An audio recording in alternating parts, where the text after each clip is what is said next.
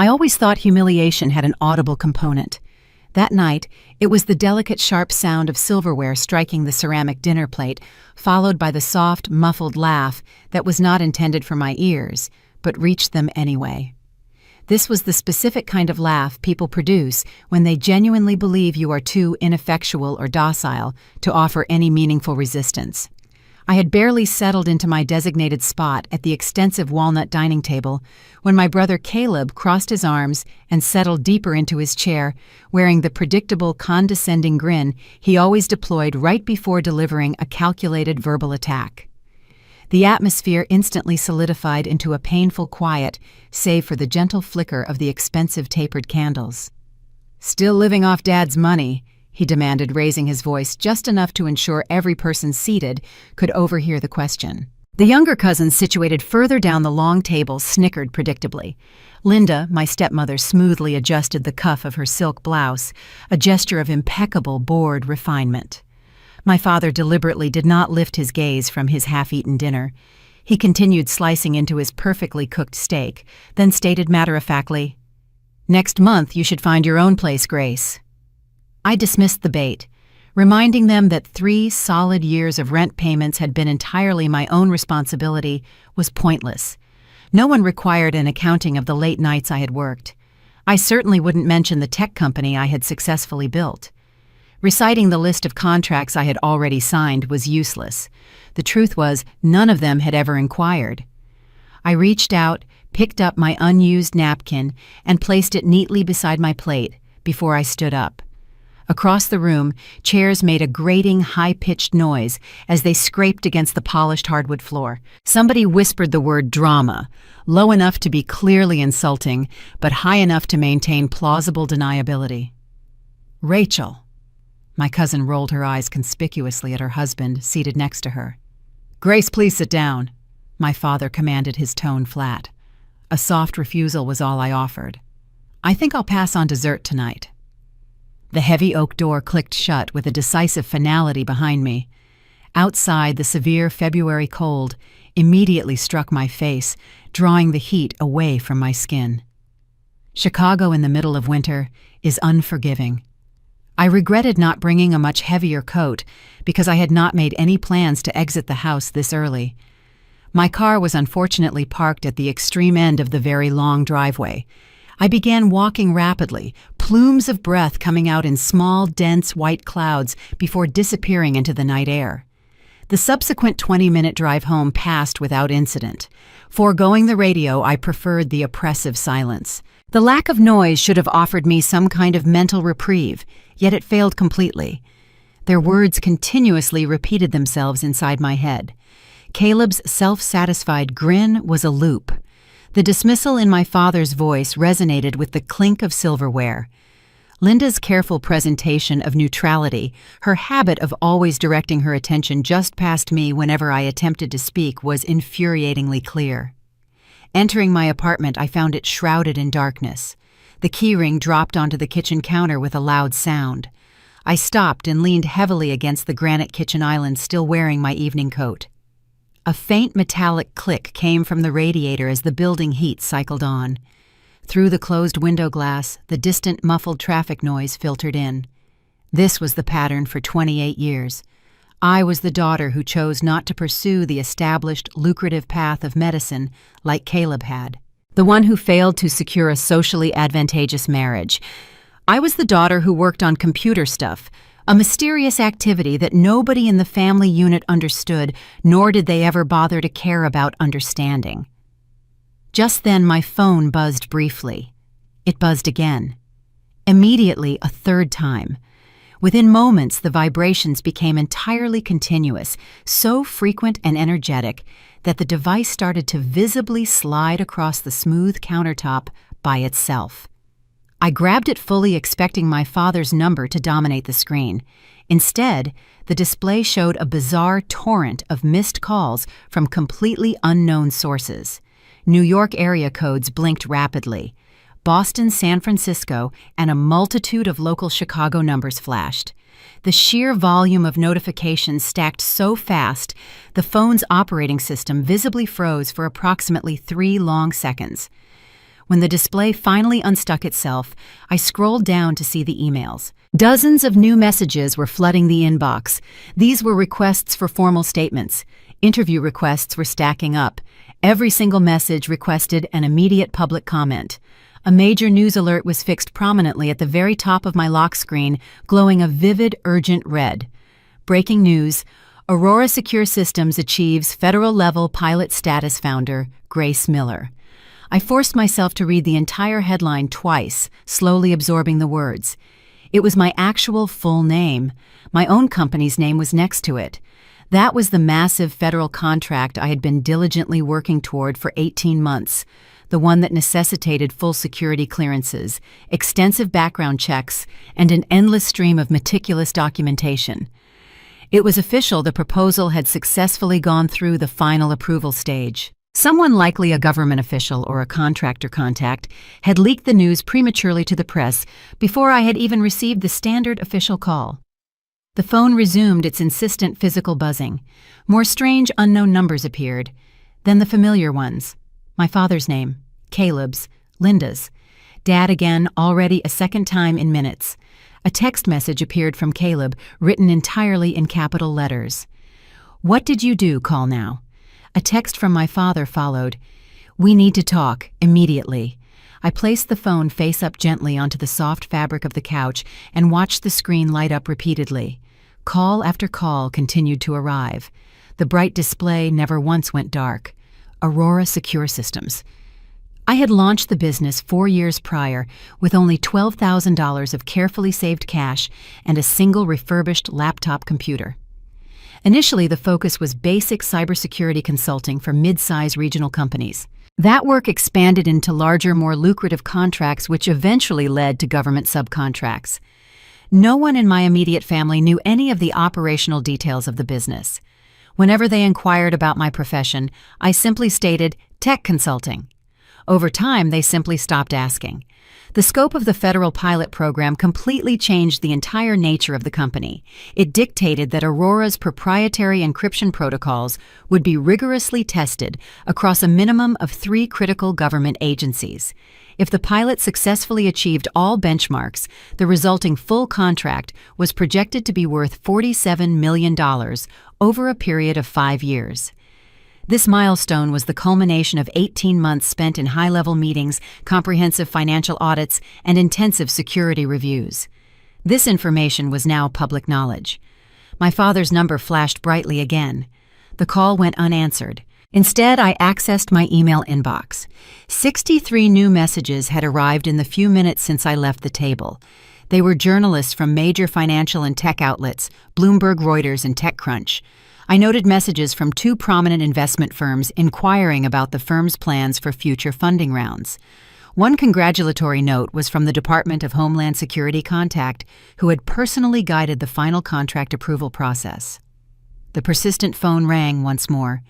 This time the screen showed Linda's name. I let that call proceed directly to voicemail.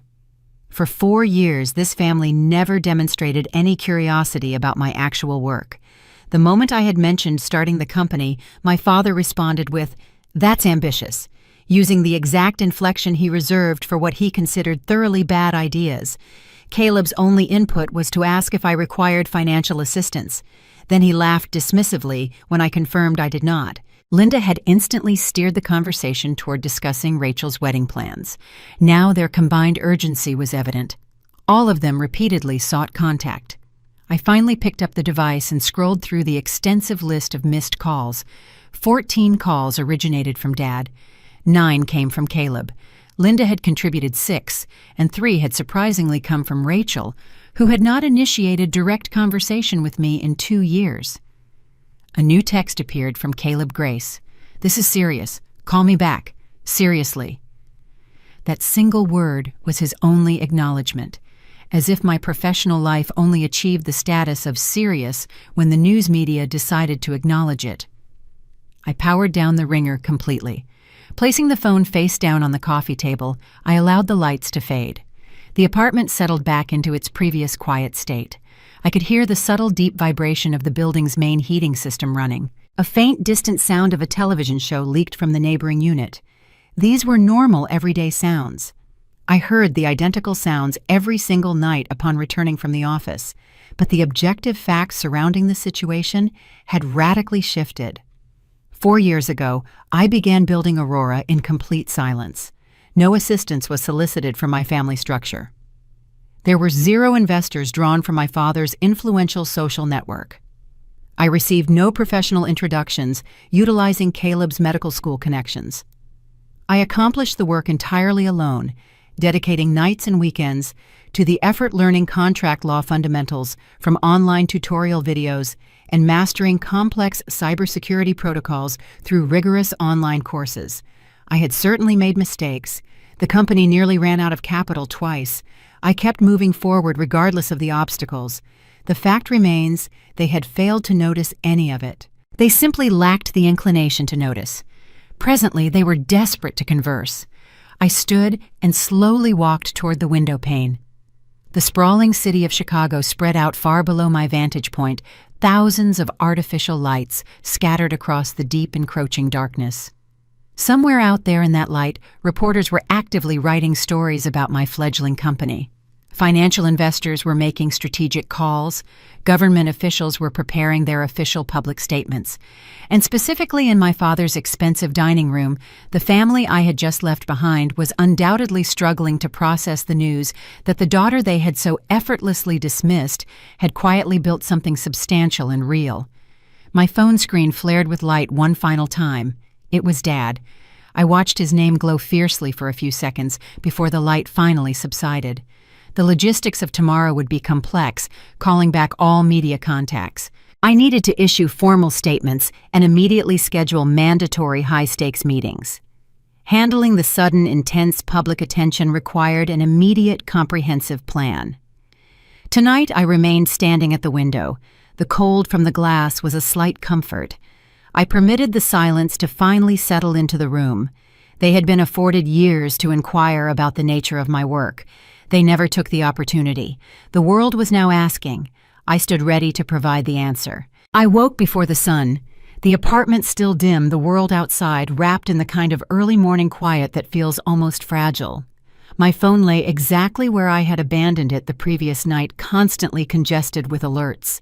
It continued vibrating every few minutes, an insistent refusal to acknowledge the night's definitive end. Reaching for the device was not my immediate action. I required a brief moment of absolute stillness before I would permit myself to dive into the profound consequences of achieving instant visibility. The central irony of the situation struck me immediately.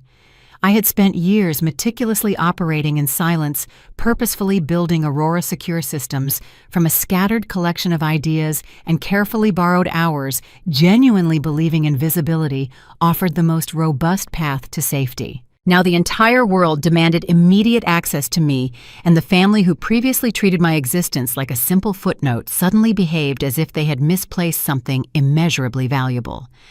The physical air inside the apartment felt perceptibly different that morning, almost as if the atmospheric pressure itself had drastically shifted. I began making coffee, permitting the kettle to hum its low sound, while my mind tirelessly retraced the exact path which had led me to this moment, every single late night spent in cramped, substandard workspaces, every line of code painstakingly stuffed between unrelated freelance jobs, every ignored invitation to the obligatory family gatherings, because I understood precisely how those painful evenings would inevitably conclude. I never constructed Aurora from a place of simple spite or malicious intent. However, the foundational layers beneath the company were unmistakably formed from a lifetime of relentless microaggressions of being consistently told I was inherently less than what I intrinsically knew I could become. Their sustained dismissal sharpened my abilities. Their unwavering favoritism toward Caleb hardened my resolve. Their constant reminders that I should express gratitude for the bare minimum instilled a crucial survival instinct rely on no one but myself. When I finally took hold of the phone, a fresh deluge of missed calls immediately greeted me. Dad's number flashed repeatedly. Caleb alternated between demanding an explanation and sending half-panicked messages. My stepmother Linda had even left a request asking me to touch base, using the precise corporate jargon she deployed exclusively for her interior design clients. I quickly skimmed past all of the family entries. A single voicemail message immediately captured my full attention. It originated not from the family, but was a clipped professional message. A woman with an unmistakable, crisp Boston accent identified herself as a deputy director within the Federal Infrastructure Compliance Bureau. She offered a concise congratulation, then directly requested that I organize a preliminary briefing within 24 hours. Her tone held no trace of skepticism, zero condescension, and absolutely no implied doubt regarding my capability. She spoke to me as an equal, acting as though I had always belonged in that world, like the immense fortified door to federal-level influence had permanently been meant for my passage. That professional difference alone settled an unsteady tremor deep inside me.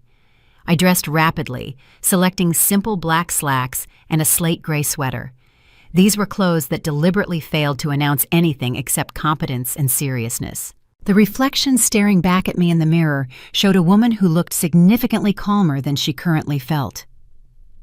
Underneath that quiet, composed exterior, the humiliating memory of the previous night's dinner still simmered intensely, especially the way Caleb had tilted his head smug and fully amused, acting as if my entire existence served purely as material for his commentary. It remained incredible to me that one published headline had so thoroughly flipped the massive dining table they had always comfortably sat at, while I was simply relegated to standing quietly on the periphery. The first professional call I chose to return was intentionally not directed toward any member of my immediate family. I rang May, my indispensable lead engineer. She picked up the line on the very first ring, her voice immediately alert. I saw the alert, Grace, she confirmed instantly. Are you doing all right? Good enough to operate, I replied, keeping my voice level. We will manage the coming wave, May. How is the back-end load holding up this morning? Stable, thankfully, she reported. The traffic spiked overnight exactly as predicted, but it did not stress the core system architecture. Our established auto-scaling protocols kicked in early and handled the load perfectly. Perfect. Keep the logs meticulously tight. We will require absolutely clean data for the upcoming federal pilot review, you know that. Already executed that task. She paused for a slight beat. Brace yourself for the massive press request, Grace. Reporters are circling the building aggressively. Let them circle, I instructed without emotion. They will not gain access unless I decide they should. She laughed softly into the phone, the distinct sound of someone who has personally witnessed the long, grueling nature of the ascent. It genuinely feels like it's finally your turn, doesn't it? Her simple words penetrated deeper than she could have ever known at that moment. Upon concluding our call, I immediately began the drive toward the office location. The building itself was neither conventionally tall nor architecturally sleek. It was actually a converted factory structure featuring exposed ceiling beams and notoriously long, constantly drafty hallways, but every inch of it belonged to me. My small team had initially worked at a bizarre collection of mismatched desks. Our essential whiteboards were borrowed from a local school auction, and our earliest servers hummed loudly behind a flimsy, repurposed metal door. Every single upgrade achieved since those lean days had been strictly earned through revenue, never simply gifted. I pushed forcefully through the primary glass entrance door. For a brief, comforting moment, the powerful smell of old, well-worn wood, mixed with the warm scent of concentrated circuitry, hit me with a completely familiar sense of ease. My entire staff was already gathered inside in small clusters, their voices deliberately low, their eyes shining with undeniable excitement. They immediately applauded when they caught sight of me. This was distinctly not the loud, performative kind of applause I vividly remembered from Caleb's insufferable graduation parties. This was significantly quieter, far steadier, and entirely filled with a mutual recognition that stemmed directly from surviving a grueling process together. Jared, our security lead, stepped forward from the small crowd. "Congratulations, Grace. The pilot status is genuinely huge news." "Thank you, Jared," I acknowledged. "But note that this achievement does not change the core way we operate. We will remain rigorous. We will remain quiet. We will stay strictly focused on execution." "Understood," he confirmed. He then lowered his voice, dropping the volume significantly. "Are you fully prepared for whatever your family is about to throw at you?" Now, I did not immediately provide an answer to that loaded question. The underlying truth regarding my family was inherently complicated. They were certainly not dangerous in any physical immediate sense. Their particular brand of influence cut in significantly different ways. Small toxic comments intended to narrow my ambition. Subtle damning looks that constantly made me question my own internal capabilities, and whispered dismissive opinions that somehow carried far more detrimental weight than they should have been allowed. They had shaped my personality by slowly eroding my self-worth, never by offering genuine support. "I am ready for what actually matters to this company," I finally asserted. Jared simply nodded once. That confirmation was entirely sufficient for him. I walked steadily down the long hallway toward my isolated office, the consistent rhythm of my footsteps echoing clearly against the concrete floor. Inside the room, my desk was visibly piled high with urgent messages from partners, external agencies, and financial analysts who had collectively spent the past year pretending we did not exist. Overnight, Aurora had instantly transformed into the company they all suddenly craved proximity to. I efficiently sorted through the large stack of documents, marking what specifically required an immediate response and what could strategically wait until later. Halfway through the necessary task, my phone lit up once more. It was Dad. I allowed the phone to ring until it stopped. A text message followed immediately. "Call me this morning." Then a second more insistent text arrived. "This isn't a request, Grace." I placed the device face down on the desk. He had dedicated years of his life reminding me that I was inherently not exceptional. He had spent years instructing me to stay grounded, remain modest, and always stay strictly within my assigned corner. Now he suddenly demanded immediate unearned access to the version of me he had so deliberately refused to foresee. I opened my laptop and immediately shifted my focus exclusively to the complex federal scheduling requests. Work had always served as my most reliable anchor. It represented a universe of pure logic and measurable precision where absolutely no one cared about family hierarchy or the performance of holiday manners. Aurora existed today precisely because I had consistently refused to crumble under the constant weight of their judgment. 20 minutes later, May appeared silently in my office doorway. "The press is outside right now," she stated clearly. "I count 3 different camera crews and 2 field reporters. They are visibly hoping for a formal statement. Tell our security staff to keep them confined to the sidewalk immediately," I replied, my attention remaining fixed on the screen. "We are not issuing any statements to the public today," she acknowledged the instruction. "Also, there is a car illegally parked in the loading zone." I looked up from the screen. "Who is it?" She hesitated for a brief moment. "It is your father." A quiet but absolute rush rolled through my core. It was neither fear nor anger. It was instead a pure, cold certainty. He had completely failed to take the subtle hint. He never did. My father genuinely believed the world would fundamentally bend to his will when he simply leaned hard enough upon it. "Do not buzz him into the building," I instructed clearly. May held my gaze for a moment, visibly evaluating my decision, then nodded sharply and vanished back down the long hallway. I remained firmly seated at my desk, allowing the charged moment to fully settle. Years ago, a surprise visit of this nature from my father would have completely shattered my composure. His disappointment was always skilled at finding the weakest, most vulnerable parts of my psyche first. His prolonged silence felt perpetually like a crushing judgment. His rare approval felt intensely conditional.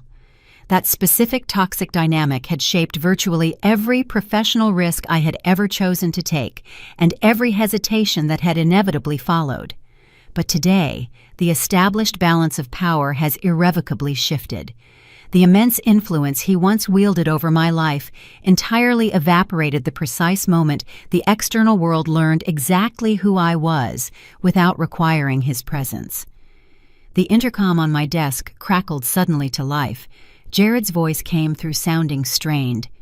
"Grace, he is currently insisting on coming inside the main building. Do not permit his entry.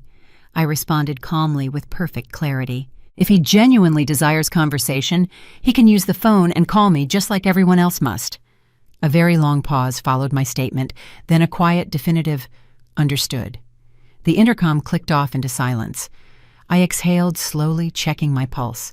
My heartbeat remained steady, unaffected. I was not hiding from his presence. I felt absolutely no fear of him. I simply recognized that I did not owe him the explanation he had so thoroughly failed to earn. The remainder of the morning proceeded with controlled high intensity. Contracts were finalized, policy updates were reviewed, engineering evaluations were performed. A call with a key federal liaison ended with her stating plainly, "Your team has built something genuinely exceptional, Ms. Miller." Her tone carried deep, unforced respect, not a hint of surprise. That single sentiment felt like pure, invigorating oxygen.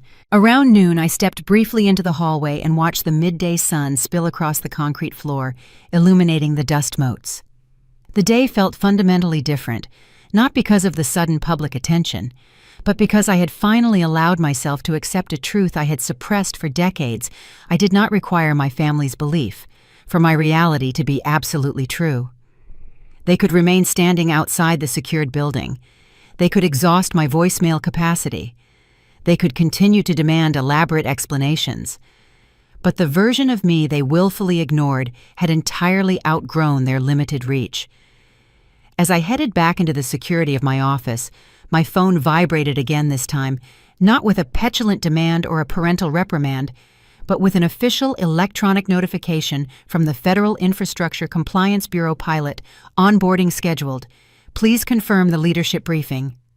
I pressed the confirm button without a single moment of hesitation. For the first time in my entire life, I was not waiting for conditional permission. I was moving. The memory surfaced without warning during a budget review 3 weeks after the federal announcement. One moment I was scanning quarterly projections. The next I was back in Dad's Chicago dining room, 23 years old, clutching a manila envelope stuffed with diagrams and early test results. That winter had been brutal.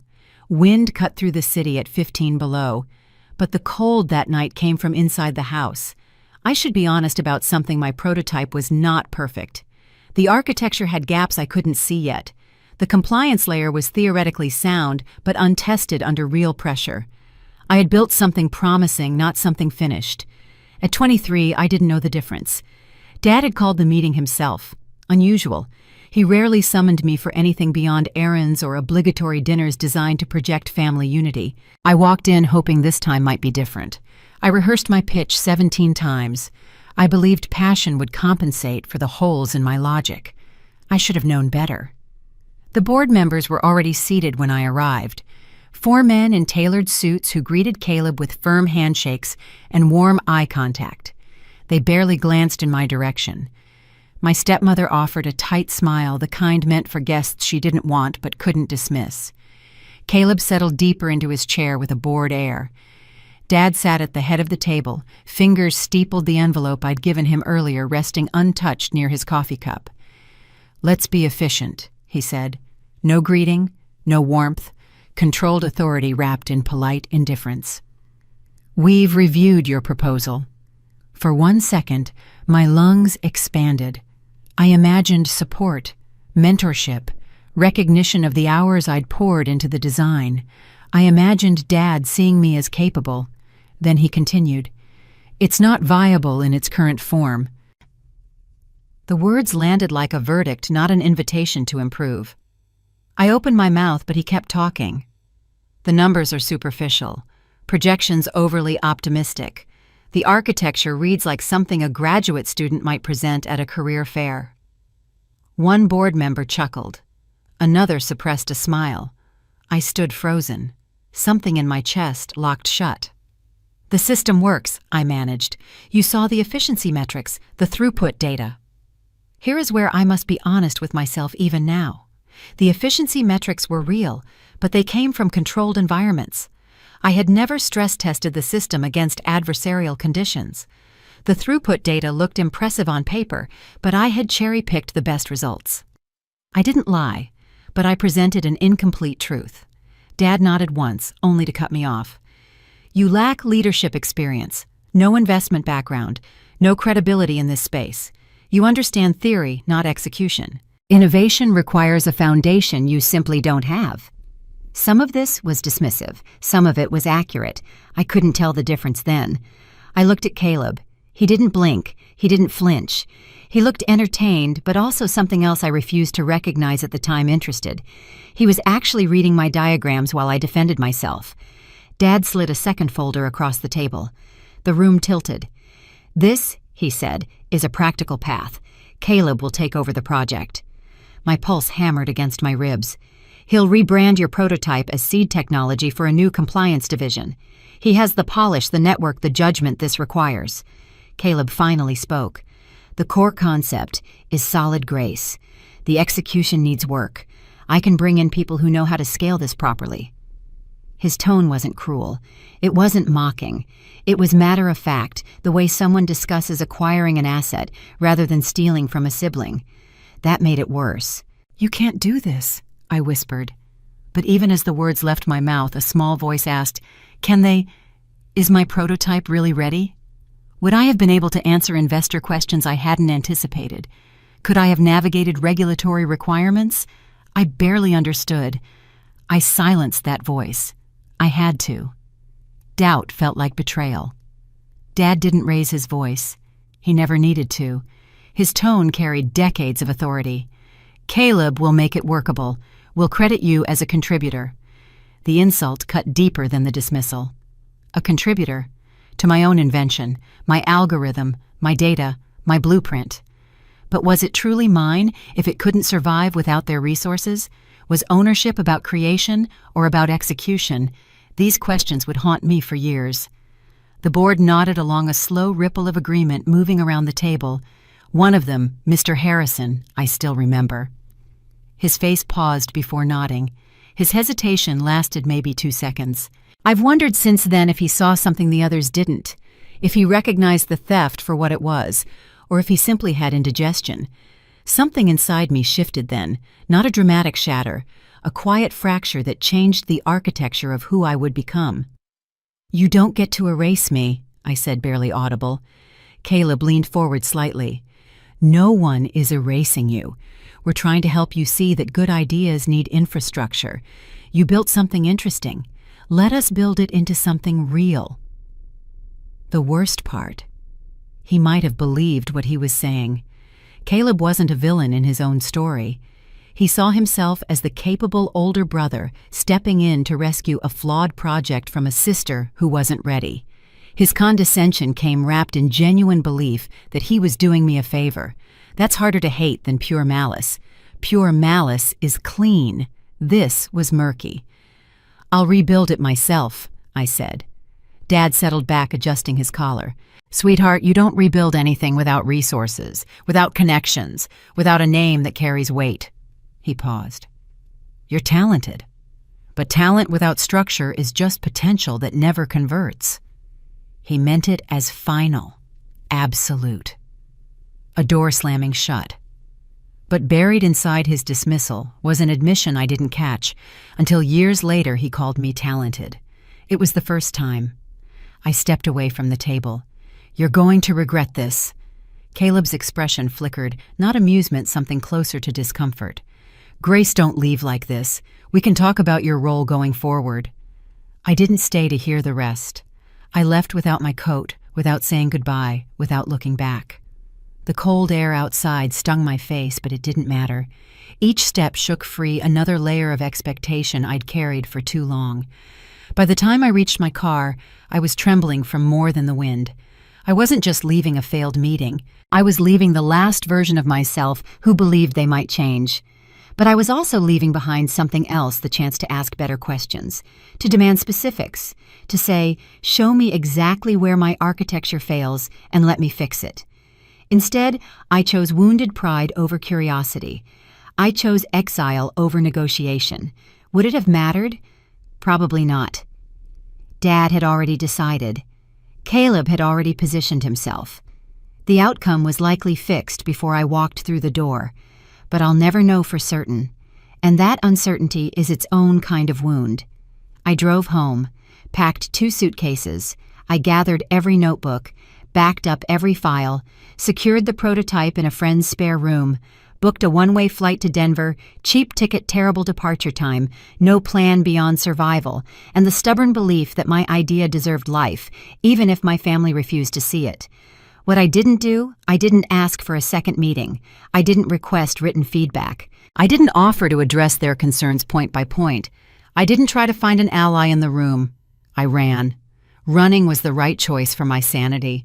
Whether it was the right choice for my prototype, I still don't know. Denver offered no comfort. The apartment I rented had rattling pipes, uneven floors, and radiators that hissed like they resented being used. I worked 3 jobs copywriting at night, calculus tutoring in the afternoons, hardware repair, wherever I could find it. I coded in the laundry room because the ventilation was better and the outlets didn't spark. But every night after the noise faded, I pulled out the prototype and tried to breathe life into the thing they said wasn't ready. And here's what I discovered: they weren't entirely wrong. The original compliance layer crashed under load. The encryption protocol had a vulnerability I hadn't anticipated. The user interface was functional, but hostile. The documentation was incomplete. The revenue model was optimistic to the point of fantasy. I spent 18 months fixing problems I should have found before that meeting. 18 months rebuilding an architecture that needed rebuilding. 18 months proving that my idea had merit while simultaneously proving that my execution had been flawed. This doesn't excuse what they did. Taking someone's work without consent is theft regardless of the work's imperfections. But understanding my own blind spots changed how I processed the betrayal. It transformed pure rage into something more complicated and more useful. Failure hit repeatedly. Each setback is harder than the last. Each one forced me to confront not just external obstacles, but my own limitations. I pushed, adjusted, rebuilt. The first successful simulation ran clean at 12:47 in the morning on a Tuesday in March. When the results appeared stable, efficient, undeniably real, I cried for the first time in months. Not because I felt triumphant, because I finally understood what I had built and what I had almost lost through my own impatience. That moment became the foundation for Aurora Secure Systems, born not from rage alone, but from rage refined by honesty. From a refusal to let their voices define my limits, combined with a willingness to admit where those limits actually were. Years later, when the Bloomberg alert lit up my phone and reporters chased the story, I remembered the girl in the Chicago dining room gripping a manila envelope like a lifeline. The board's dismissive nods, Dad's measured verdict, Caleb's complicated expression, part opportunism, part genuine belief that he was helping. They didn't break me, but they didn't make me either. I made myself through years of work that addressed every criticism they raised, and several they never thought to mention. The girl they tried to overwrite became the woman who could finally admit my original prototype needed work. Their method of telling me was cruel. Both things can be true. Chapter 3 of my life. The part they never saw coming had already begun the night I walked out of that house without a coat. But it didn't truly take shape until I stopped blaming them for everything and started building something that could withstand scrutiny I once couldn't face. That's the version of the story I rarely tell, the version where I'm not purely a victim, the version where growth required more than vindication. It's messier, less satisfying, harder to turn into a headline, but it's true. Denver didn't feel like a fresh start when I landed. It felt like exile. The airport lights were harsh, the air painfully dry, and the cold sliced through the thin jacket I'd grabbed while rushing out of Chicago. But something steadied inside me when I stepped onto the sidewalk outside the terminal. I wasn't running from them. I was running toward myself.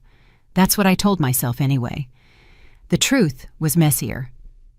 My apartment sat on the fringe of a neighborhood developers hadn't touched yet.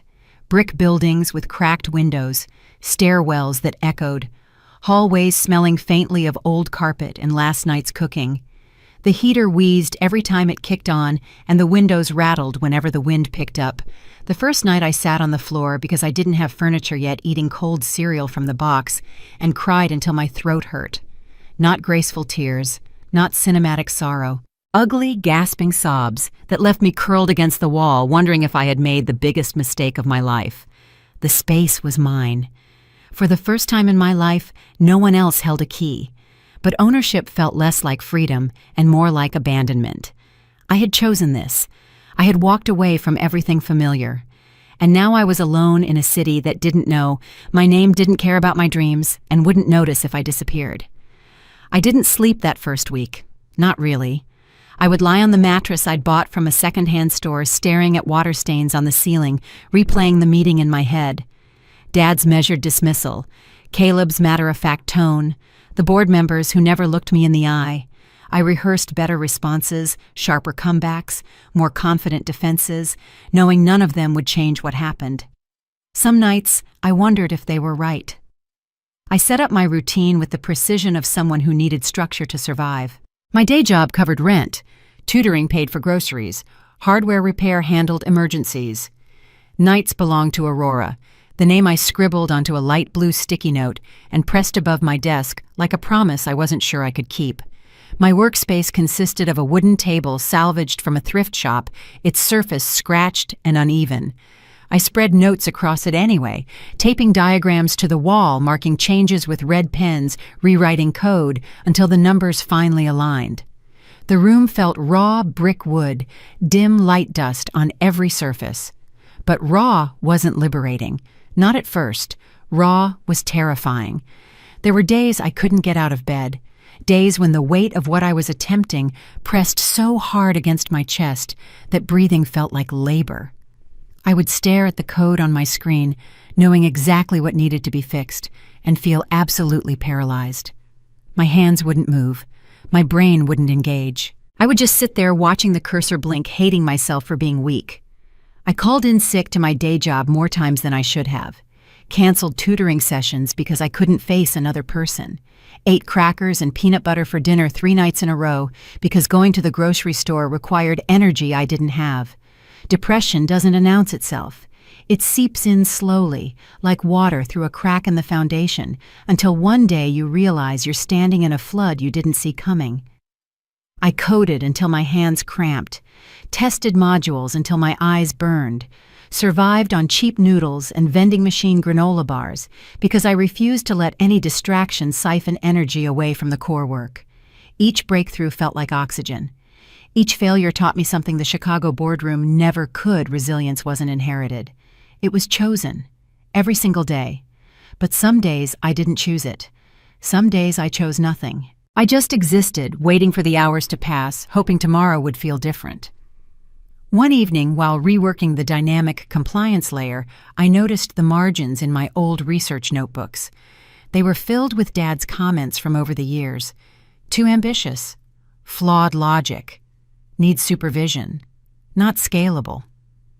In Chicago, those notes had crushed me. In Denver, I wanted them to become fuel. They didn't. Not automatically. Not magically.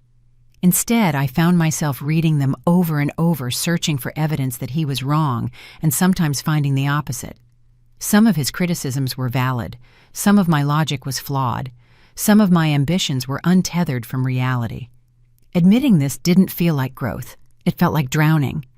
I rewrote every line he had dismissed, and with every revision, the old version of myself fought back. She wanted vindication, not improvement. She wanted to prove them wrong, not to become better. She was angry, and anger was easier than honesty. The first working prototype didn't come together in a triumphant rush. It came together slowly, painfully, after months of false starts and abandoned approaches. The night it finally ran clean, a winter storm had cut power to half the block. Sudden darkness shocked me into stillness.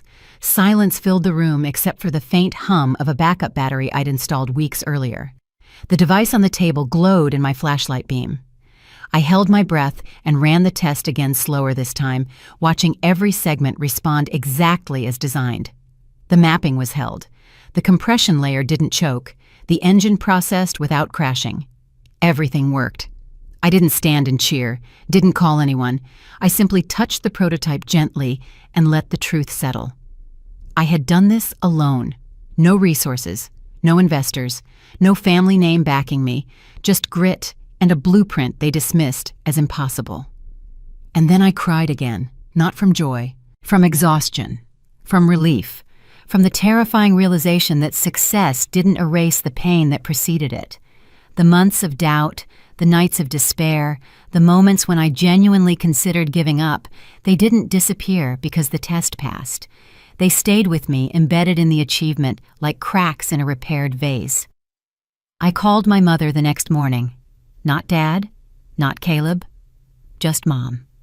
She answered on the third ring, voice cautious, as if expecting bad news. "I built something," I said, "something real." Silence stretched across the line. Then, "That's wonderful, Grace." Her tone was warm, but distant, the way you congratulate a stranger's child.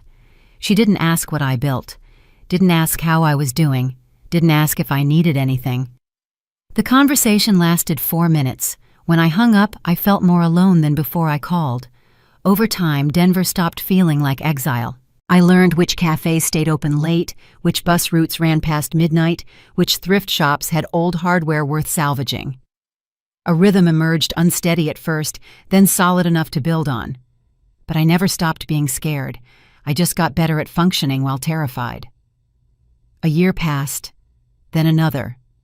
Aurora evolved from scribbled diagrams into code repositories, from a scrappy idea into something measurable.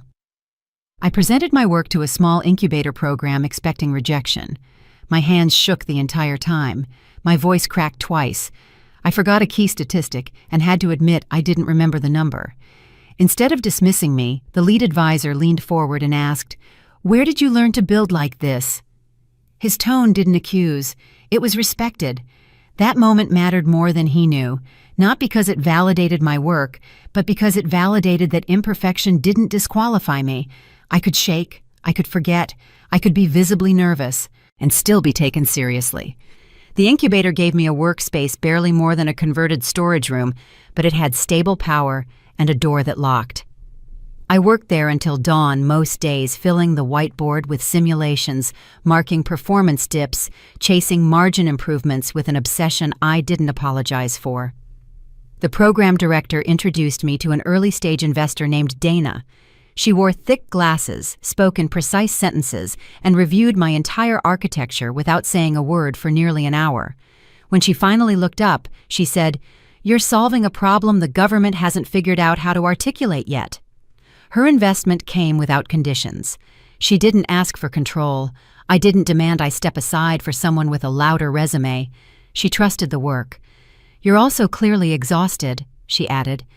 "When did you last take a day off?" I couldn't remember. "That's not sustainable," she said.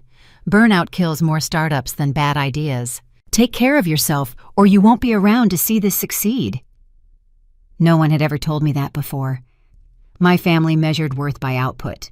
Rest was my weakness. Struggle was character building.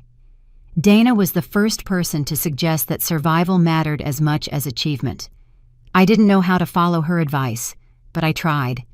I started taking walks, eating actual meals, sleeping more than 4 hours.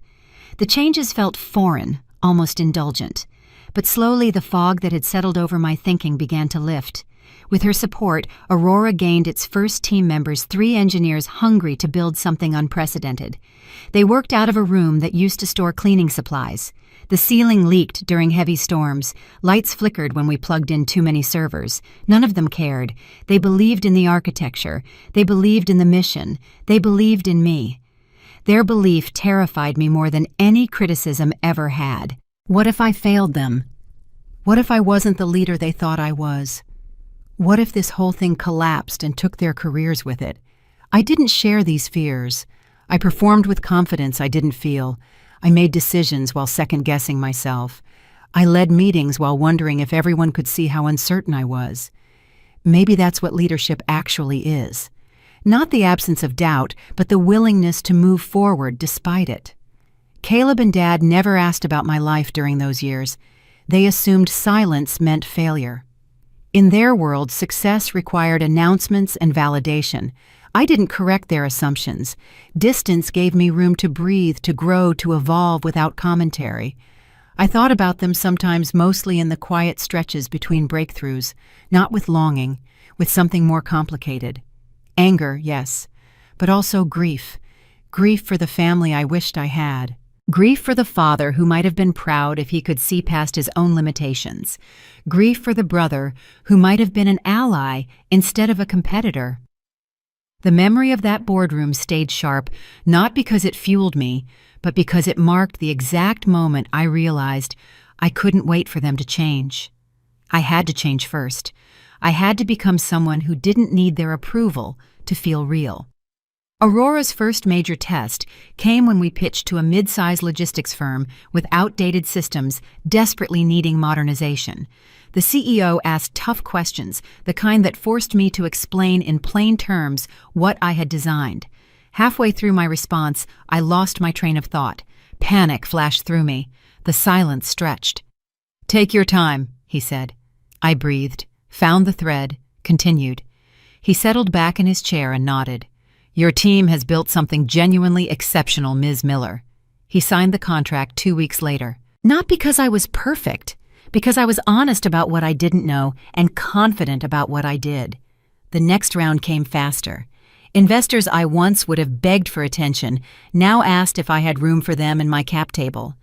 Agencies began circling, curious about the tech, curious about the woman behind it. Through all of it, I stayed scared. The fear never left. It just became familiar, like background noise I learned to work around. Late one night while reviewing the compliance engine's predictive outputs, a thought moved through me, quiet but rooted. This is the life I was meant to build. Not the one dictated at Dad's table. Not the one shaped by Caleb's arrogance. Not the one squeezed between their expectations and their doubts. This one. Concrete floors, old brick, flickering lights, a team powered by belief, not bloodlines, a founder who still woke up anxious most mornings but got out of bed anyway. The city didn't shape me, it revealed me. All of me, the strength and the weakness, the determination and the despair, the confidence and the crippling self-doubt.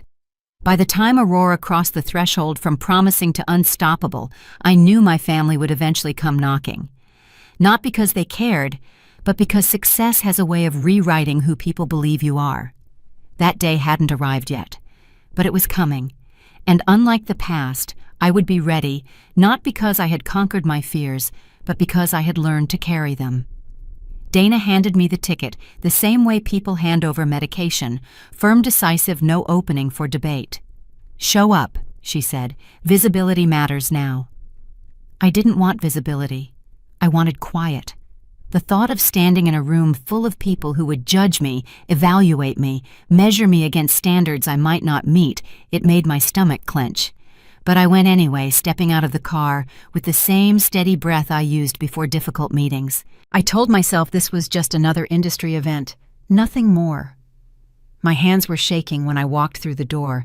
I pressed them against my sides, hoping no one would notice. Inside, the space felt too bright. Overhead lights stretched across long rows of tables, reflecting off metal fixtures and glass panels in sharp, scattered angles. I walked through the crowd without lingering, choosing a seat tucked near a side entrance. I preferred edges. Edges meant exits. Edges meant escape routes if everything became too much. People streamed in with practiced confidence. Executives, fund managers, directors from organizations that built reputations on polite gatekeeping. Conversations drifted around me, market projections, endowments, mergers, trivial industry gossip. No one noticed I'd arrived, which suited me perfectly. But it also stung. A small, petty part of me wanted to be noticed. I wanted someone to recognize what I had built. I wanted validation I was ashamed to need. The program began with a sequence of speeches that blended together canned praise for innovation, recycled anecdotes about leadership, polite applause that rose and died in predictable waves. I listened without actually hearing, letting the noise flatten into background static. My team stood across the room talking with quiet purpose. That steadiness anchored me more than anything on stage. I texted May, "I hate this." She replied, "I know. 30 more minutes. You can do this." I wasn't sure I could. My chest felt tight. My throat felt dry. Every instinct screamed at me to leave, to go back to the office, where things made sense, where I didn't have to perform for strangers who might not take me seriously. The shift started as a ripple barely perceptible at first. A rustle, a murmur, a few heads turning toward the suspended screens above the stage. Then something changed in the air, the way a room feels just before someone announces bad news. The screen flickered. The host stalled mid-sentence. A sudden low hush pressed across the ballroom like a descending weight. Then the red alert banner appeared. Breaking news. Federal Infrastructure Compliance Bureau confirms Aurora Secure Systems as pilot partner founder and CEO Grace Miller. My name wasn't simply displayed. It was stamped across the room, unavoidable bright, leaving no place to retreat. And in the stillness that followed, the entire ballroom recalibrated. Forks stopped midair. Conversations froze. It felt as though the oxygen had thinned. I couldn't breathe. My vision narrowed. The edges of the room started to blur. This is a panic attack, I thought. You're having a panic attack in front of everyone. I gripped the edge of the table so hard my knuckles went white, forced myself to take one breath, then another, and then across the distance, my father's face. He sat at a table positioned prominently near the center, surrounded by donors he entertained often. His expression broke before he could mask it. First shock, then something sharper, something he'd never allow himself to show if he had known he was being watched. He looked again at the screen, as if repetition could soften the words. It didn't. Caleb's reaction registered next, his jaw locked, his eyes narrowed. Whatever irritation he'd carried for years hardened into something unsteady and unsettled. I should have felt triumphant. This was the moment I had imagined for years, the moment they finally saw what I had built, the moment their dismissal was proven wrong in front of everyone who mattered to them. Instead, I felt sick. The host attempted to proceed, stumbling over his script, but the audience wasn't listening. The attention in the room had shifted sharply. It wasn't admiration. It wasn't applause. It was scrutiny, the kind that feels like a spotlight even when no beam is pointed at you. Someone approached me first, not with fanfare, with calculation. "Congratulations," a man said, quietly offering a hand. "This changes the landscape." I accepted the handshake. My palm was sweating. I hoped he didn't notice. Another handshake followed, then another. Polite, crisp, efficient acknowledgments from people who had never bothered to meet my eyes before tonight. Their tone wasn't warm, it wasn't cold, it was strategic. They were adjusting their seating, their alliances, their assumptions, all in real time. I excused myself from the cluster and walked toward the far wall, desperately needing space to breathe. The air in the corner felt cooler, steadier. I pressed my back against the wall and closed my eyes. "You did it," I told myself. "You actually did it." But the voice in my head didn't sound triumphant. It sounded exhausted. It sounded scared. It sounded like a woman who had spent so long fighting that she didn't know how to stop. The quiet didn't last long. Footsteps approached behind me. "Grace." My father's voice carried none of the authority he usually wore so easily. He stopped just a few feet away, keeping a careful distance. His expression looked older than I remembered, strained around the edges, the kind of strain that forms when definitions break. "You should have told us," he said, not angry, not soft, just unsettled. I opened my mouth to deliver the sharp response I had rehearsed 1,000 times, the cutting remark, the vindication, the proof that I was better than everything he believed about me. What came out was different. "I wanted to," I said. "For years I wanted to tell you. I wanted you to be proud of me. I wanted you to see what I was building and say it mattered." My voice cracked. I hated that it cracked. "But every time I tried, you changed the subject. Or you compared me to Caleb. Or you looked at me like I was wasting my potential on something you didn't understand." I swallowed hard.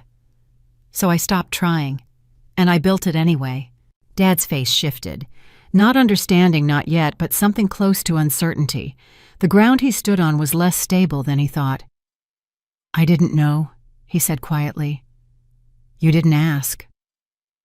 Caleb joined him, tension rolling off him in uneven waves. "Do you have any idea how this makes us look? You blindsided everyone." I turned to face him. For years I had imagined this confrontation. In my fantasies, I was always composed, always controlled, always delivering perfect lines that left him speechless. In reality, I was trembling. "I didn't blindside you," I said. "I just stopped waiting for permission to exist." My stepmother hovered behind them, watching the surrounding crowd, as if calculating which expressions were directed at us. Her concern wasn't for me, it was for the social consequences unraveling around them. My father extended a hand slightly, not to touch me, just a reflex born from years of expecting my cooperation without question. I flinched. He noticed. Something flickered across his face, surprise maybe, or recognition that the daughter he remembered was not the woman standing in front of him. "What do you want from us?" he asked quietly. The question stopped me. I had expected demands, arguments, attempts to control the narrative. I hadn't expected him to ask what I wanted. "I don't know," I admitted. The honesty surprised me as much as it surprised him. I thought I would know by now. I thought this moment would feel different. Different how? Better. I looked at the floor, then back at him. I thought proving you wrong would feel like winning, but it doesn't. It just feels like the end of a very long fight. A wave of applause rose from the stage as the host attempted to regain order, but the room was still watching us, subtle glances sideways, curiosity, not malicious, just witnessing a shift they didn't yet understand. My father finally exhaled, a slow, weighted breath. "This isn't how our family handles things," he said. "It's how I handle things," I replied. Caleb shook his head once tightly.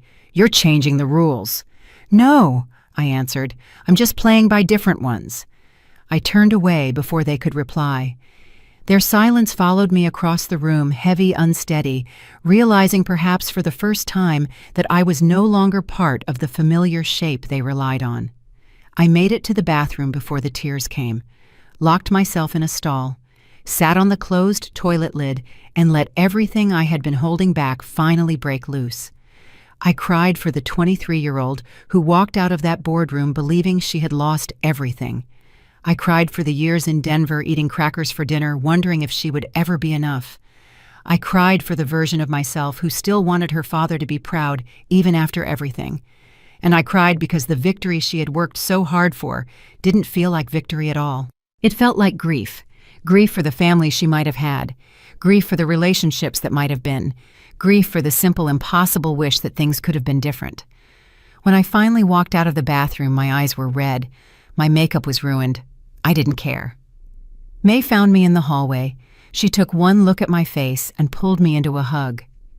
"You okay?" she asked. "No," I said, "but I will be." By the time I reached the exit, I understood exactly what had shifted. They hadn't lost a daughter. They'd lost the version of me they could control, and I had lost something too, the fantasy that success would heal everything, the belief that proving them wrong would make me whole. I walked into the night air, cold and sharp against my tear-stained face.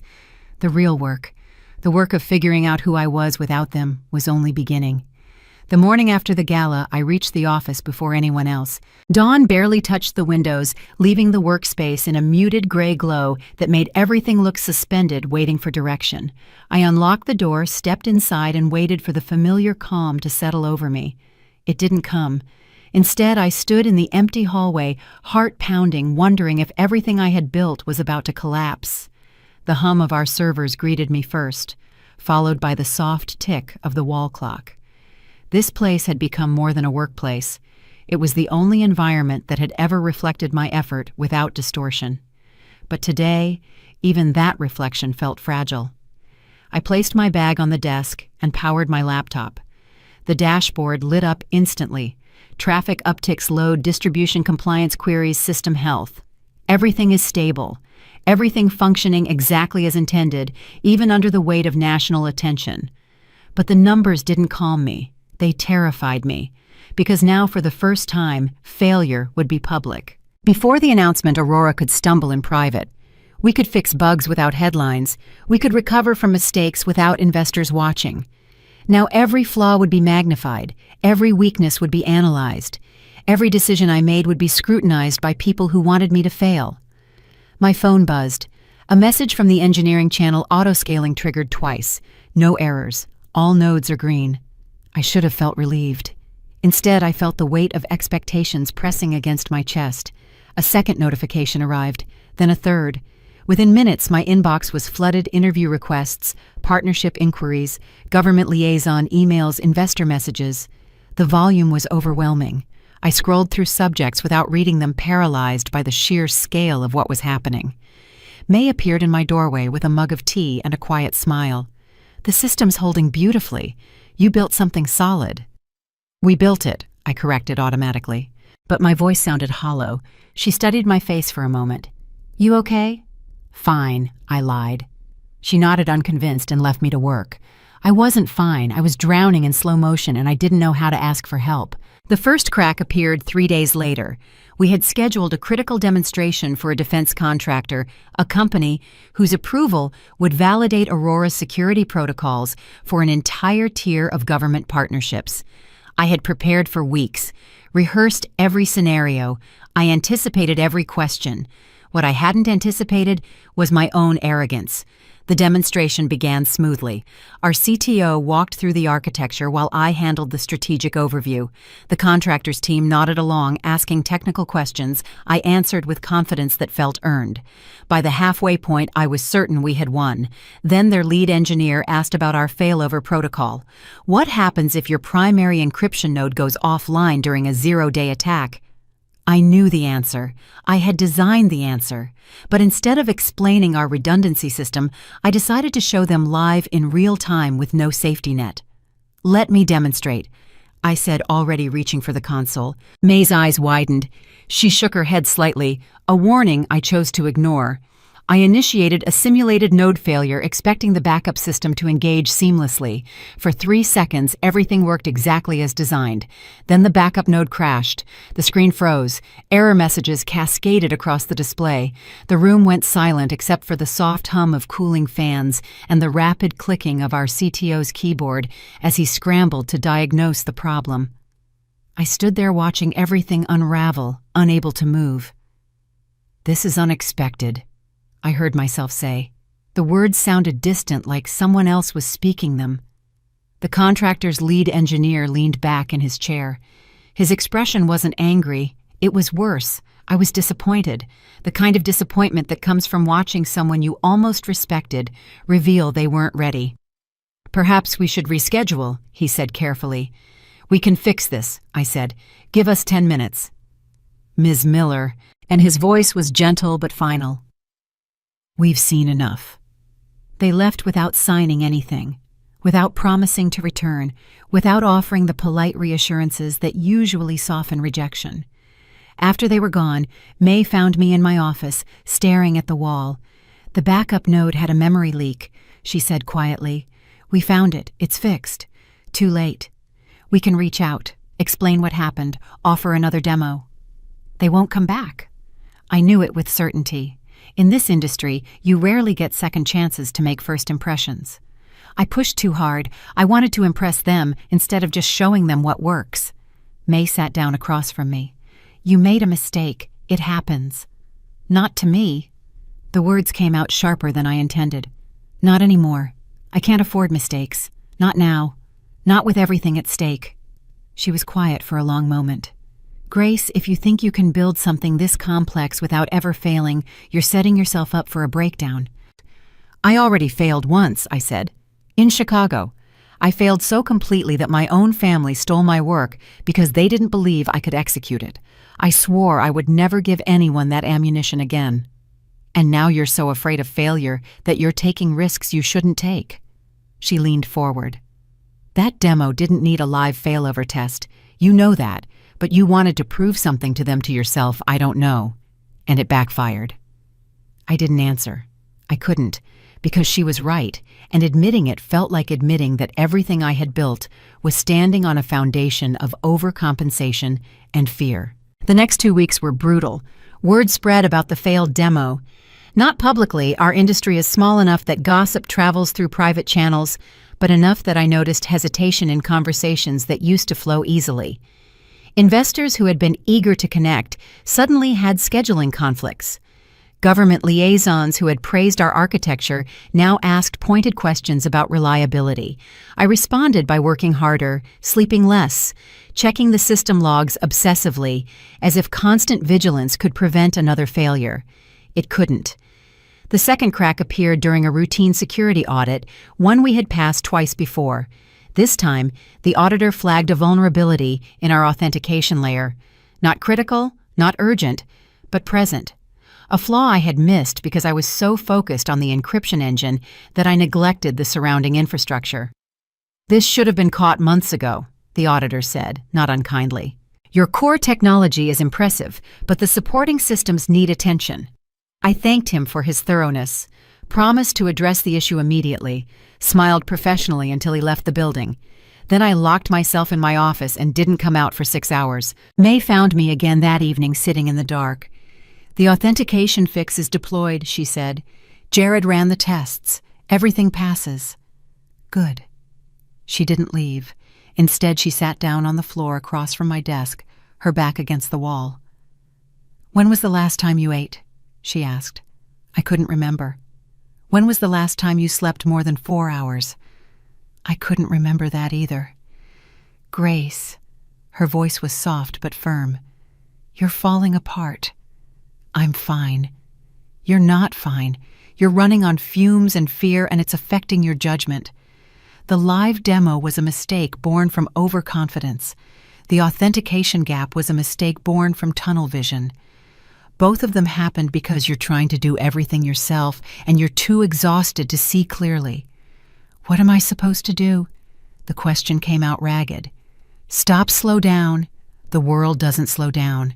The contracts don't wait. The competitors don't rest. If I stop, everything stops. "That's not true," she said. "You built a team. You hired people who are capable and committed.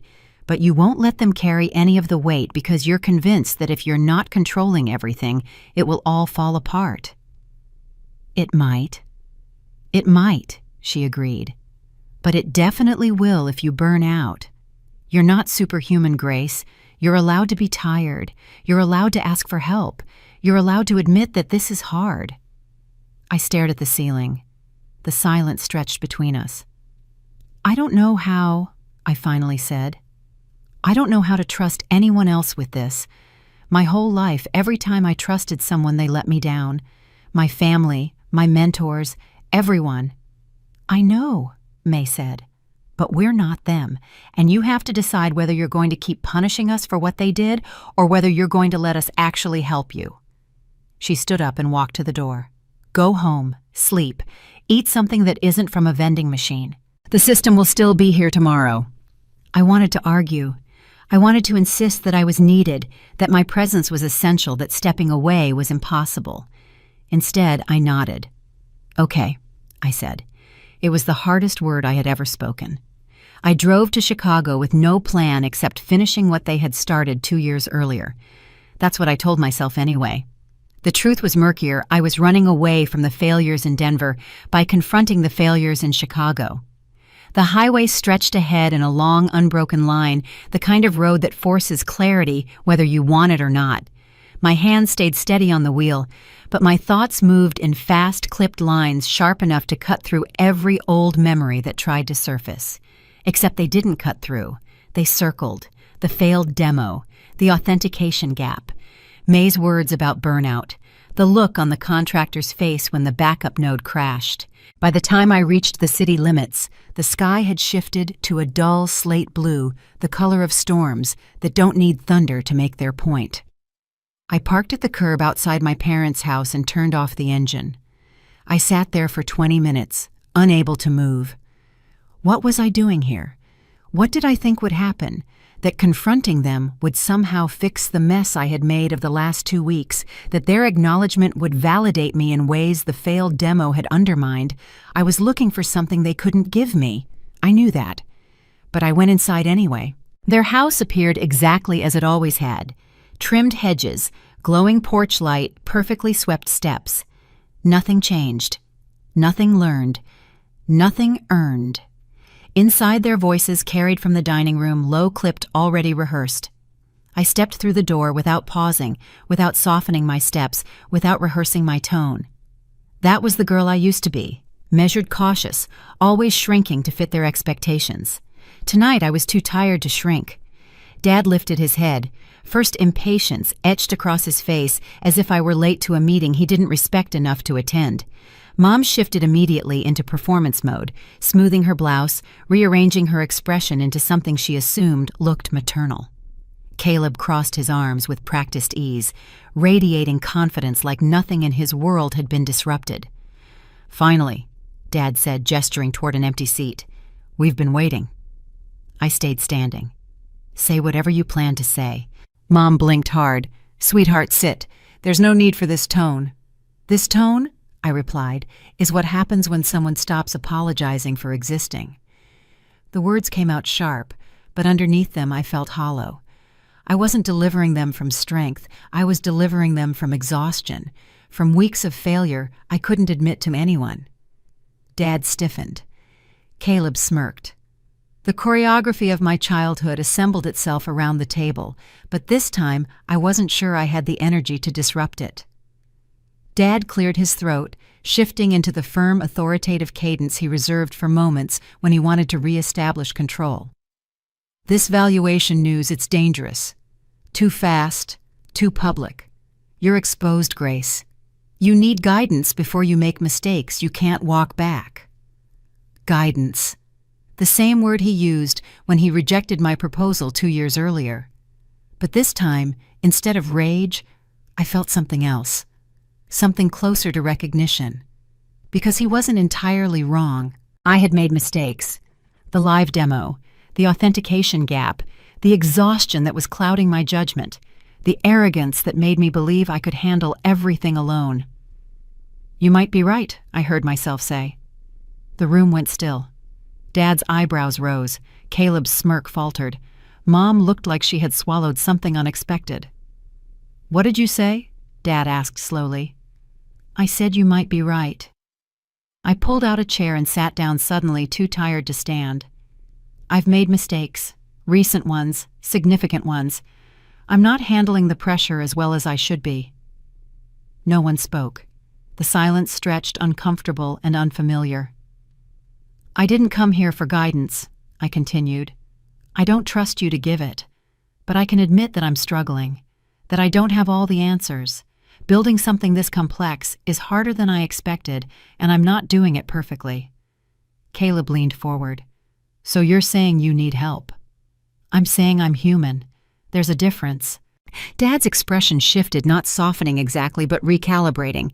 He wasn't used to this version of me, the version that could admit weakness without collapsing into it. "Why are you telling us this?" he asked. The question stopped me. I didn't have a clear answer. "Because I'm tired of pretending," I finally said. "I'm tired of performing with strength I don't always feel. I'm tired of treating every conversation with you like a battle I have to win. I'm tired of hating you for things that happened years ago while refusing to admit that I'm not perfect either." Mom's eyes glistened. "Grace?" "I'm not asking for forgiveness," I said quickly. "I'm not asking for a relationship. I'm just telling you the truth. Maybe for the first time. I don't know what I want from you. I don't know if there's anything you can give me, but I know that carrying this anger is exhausting, and I don't want to do it anymore." The silence returned, but it felt different now, less hostile, more uncertain. Caleb spoke first. "I didn't realize you were struggling." "You didn't ask." "Would you have told me if I did?" I considered the question. "Probably not. But maybe that's something I need to change too." Dad rubbed his temples. "This is a lot to process." "I know. I don't know how to respond." "I know that too." We sat there, the four of us, in a silence that wasn't comfortable but wasn't combative either.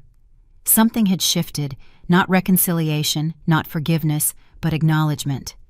Acknowledgement that the people we had been weren't the only people we could be. "I should go," I said eventually. "Stay for dinner," Mom offered. Her voice was tentative, uncertain. "Not tonight." I stood. "But maybe another time." Dad nodded slowly. We'd like that. I wasn't sure if I believed him. I wasn't sure if I believed myself, but the words felt like a small step towards something neither of us could name yet. I walked to the door, then paused. I'm not who you think I am, I said, not turning around, but I'm also not who I've been pretending to be. I'm somewhere in between, and I'm trying to figure out where that leaves us. I didn't wait for a response. Outside, the cold night air hit my face, sharp and grounding. I walked to my car, slowly letting the silence settle around me. For years, I had imagined this confrontation as a victory, a moment where I would prove them wrong and walk away triumphant. Instead, I walked away tired, uncertain, humans. And somehow that felt more honest than any victory could have been. The drive back to Denver was quiet. No triumphant music, no sense of closure. Just the hum of the engine and the slow realization that the hardest battles aren't fought with other people. They're fought with the versions of ourselves we've outgrown. I didn't know what would happen with my family. I didn't know if the damage could be repaired or if we would always be strangers who shared DNA but nothing else. But I knew one thing: I was done pretending to be invincible. The woman who landed in Denver 4 years ago believed she had to be perfect to survive. The woman driving back tonight understood that perfection was just another kind of prison. Real strength wasn't about never failing. It was about failing, admitting it, and choosing to keep going anyway. When I finally reached my apartment, I didn't check the system logs. I didn't respond to emails. I didn't plan tomorrow's meetings. I took a shower, ate a real meal, went to bed at a reasonable hour. And for the first time in weeks, I slept without dreaming of everything that could go wrong. I blended back into the gala crowd before anyone could steer me toward the table I'd walked away from. The music carried a lighter rhythm, yet underneath it ran a subtle thrum, an awareness that the headline looping across the screens had rearranged the evening's social landscape. I stopped near the dessert display, watching guests who were suddenly recalibrating how close they should stand to me. It was an odd thing witnessing strangers shift their footing around my presence, unsure whether to speak or simply observe. I hadn't gone looking for attention, but it found me the moment the screens lit up with my name. A man in a gray suit approached, carrying 2 glasses of sparkling water. His tone was warm but respectful. Ms. Miller. My wife and I saw the announcement. Congratulations. Truly remarkable. I thanked him with a small nod. He didn't linger, didn't press for anything, just smiled and stepped back. That brief, measured courtesy felt more genuine than the whispers circling around us. Before I could finish a breath, Caleb appeared at my side. His expression was tight, his movements clipped, as if he'd walked through a wall to get to me. He positioned himself squarely between me and a nearby group, still trying to pretend they weren't watching. "You're making this harder," he said under his breath. "Why walk around like this? Dad's furious. You're embarrassing him." "I'm taking space," I answered. "That's all." "This isn't the time to make statements," he muttered. "This isn't a press tour for whatever you're running. It's a company," I corrected. "And it's not whatever." The correction hit him harder than it should have. He shifted his stance, recalibrating. "Grace, that valuation puts you at risk. Federal contracts attract political attention, legal oversight, and aggressive auditing. You can't just, I've handled it. You don't even know what's coming," he snapped quietly. "You can't navigate that alone. You need someone who understands compliance, someone with my background." A soft laugh escaped me, not out of amusement but disbelief at how familiar this script felt. "Tell me something, Caleb. What exactly would you be managing risk?" he fired back. "Regulations change constantly. You can't predict that. My platform does. That's why it was approved." His eyes flicked to my face, carrying irritation he couldn't hide. "You're throwing around buzzwords." "No," I said evenly. "I'm naming features you dismissed as a hobby." He stepped closer. "You can't run a large operation based on instinct. You need advisors, people who've worked inside established institutions." "You mean people Dad trusts," I said. "Don't do that," he muttered. "Don't twist it. I'm not twisting anything. I'm describing the part you leave out." He held my gaze, then looked away, jaw shifting. "You know Dad wants what's best. Dad wants control," I said softly. "And you want to stay relevant." His mouth opened, but nothing came out. He wasn't angry, just shaken. For the first time, he realized the story he'd built for himself didn't match the one unfolding around him. "You're treating me like the problem," he whispered. "You're not the problem," I said. "You're the barrier I moved through." The truth landed between us with a weight neither of us spoke into. He stayed frozen, his sense of hierarchy slipping faster than he could catch it. I walked away first. He didn't follow. The far end of the ballroom was quieter, lit softly with amber lamps and surrounded by antique maps displayed in glass cases. A waiter passed with a tray I didn't touch. Donors whispered as I walked by, but their tones held curiosity rather than doubt. One woman lifted her hand in a small, wordless gesture of recognition. I returned a nod. As I paused near one of the display tables, a familiar pair approached the Wilkersons. They carried themselves with the quiet assurance of people who didn't need to announce their status. "We wanted to congratulate you," Mr. Wilkerson said. "Your work is extraordinary." His wife added, "Most people lead with ego. You lead with substance. It's refreshing." Their words were so simple and grounded that I felt them land. I thanked them sincerely. It wasn't flattery, it was acknowledgement without an agenda. When they moved on, a ripple passed through the crowd. People stepped aside instinctively as the chairman of the Hale Foundation approached. The same man my father spent years trying to impress. The same man who never once looked in my direction at any previous event. He came directly to me. "Ms. Miller," he said, extending his hand, "your work has been the subject of several board discussions. I'd appreciate speaking with you later tonight if your schedule permits." Not Dad's schedule, not the family's agenda. Mine. I agreed, and he nodded once before walking away. No theatrics, no performance, just respect. The shift in the room sharpened. Not loud, not dramatic, but unmistakable, like someone had tilted the entire environment by a few degrees. Across the ballroom, my father finally registered what was unfolding. His face tightened as the chairman passed him, without a glance. Not even a polite nod. That tiny omission did more damage to his worldview than any confrontation could have. It stripped away the illusion he'd curated for decades that he held influence simply because he believed he should. For the first time, he was standing in a room that didn't orbit around him. I didn't move toward him. I didn't soften. I didn't offer reassurance. I simply stood in the version of myself he had refused to acknowledge. The orchestra shifted to its final set, and I realized something I hadn't felt earlier in the night. I wasn't trying to belong here anymore. I wasn't shrinking or strategizing how to blend in. The ballroom didn't feel foreign. I wasn't the person who used to apologize for taking up space, and everyone watching, Dad included, could see it plainly. Chapter 1. The Dinner They Will Not Forget. I always thought humiliation had an audible component. That night, it was the delicate, sharp sound of silverware striking the ceramic dinner plate, followed by the soft, muffled laugh that was not intended for my ears, but reached them anyway. This was the specific kind of laugh people produce when they genuinely believe you are too ineffectual or docile to offer any meaningful resistance.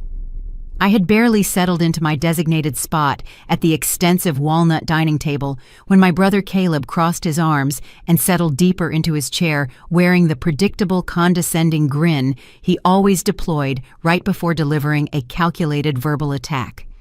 The atmosphere instantly solidified into a painful quiet, save for the gentle flicker of the expensive tapered candles. "Still living off Dad's money?" he demanded, raising his voice just enough to ensure every person seated could overhear the question. The younger cousin, situated further down the long table, snickered predictably. Linda, my stepmother, smoothly adjusted the cuff of her silk blouse, a gesture of impeccable bored refinement. My father deliberately did not lift his gaze from his half-eaten dinner. He continued slicing into his perfectly cooked steak, then stated matter-of-factly, "Next month you should find your own place, Grace." I dismissed the bait, reminding them that 3 solid years of rent payments had been entirely my own responsibility was pointless. No one required an accounting of the late nights I had worked. I certainly wouldn't mention the tech company I had successfully built. Reciting the list of contracts I had already signed was useless. The truth was, none of them had ever inquired. I reached out, picked up my unused napkin, and placed it neatly beside my plate before I stood up. Across the room, chairs made a grating, high-pitched noise as they scraped against the polished hardwood floor. Somebody whispered the word drama low enough to be clearly insulting, but high enough to maintain plausible deniability. Rachel. My cousin rolled her eyes conspicuously at her husband seated next to her. Grace, please sit down. My father commanded, his tone flat. A soft refusal was all I offered. I think I'll pass on dessert tonight. The heavy oak door clicked shut with a decisive finality behind me. Outside, the severe February cold immediately struck my face, drawing the heat away from my skin. Chicago, in the middle of winter, is unforgiving. I regretted not bringing a much heavier coat because I had not made any plans to exit the house this early. My car was unfortunately parked at the extreme end of the very long driveway. I began walking rapidly, plumes of breath coming out in small, dense white clouds before disappearing into the night air. The subsequent 20-minute drive home passed without incident. Foregoing the radio, I preferred the oppressive silence. The lack of noise should have offered me some kind of mental reprieve, yet it failed completely. Their words continuously repeated themselves inside my head. Caleb's self-satisfied grin was a loop. The dismissal in my father's voice resonated with the clink of silverware. Linda's careful presentation of neutrality, her habit of always directing her attention just past me whenever I attempted to speak, was infuriatingly clear. Entering my apartment, I found it shrouded in darkness. The key ring dropped onto the kitchen counter with a loud sound. I stopped and leaned heavily against the granite kitchen island, still wearing my evening coat. A faint metallic click came from the radiator as the building heat cycled on. Through the closed window glass, the distant muffled traffic noise filtered in. This was the pattern for 28 years. I was the daughter who chose not to pursue the established lucrative path of medicine like Caleb had, the one who failed to secure a socially advantageous marriage. I was the daughter who worked on computer stuff, a mysterious activity that nobody in the family unit understood, nor did they ever bother to care about understanding. Just then, my phone buzzed briefly. It buzzed again. Immediately, a third time. Within moments, the vibrations became entirely continuous, so frequent and energetic, that the device started to visibly slide across the smooth countertop by itself. I grabbed it fully, expecting my father's number to dominate the screen. Instead, the display showed a bizarre torrent of missed calls from completely unknown sources. New York area codes blinked rapidly.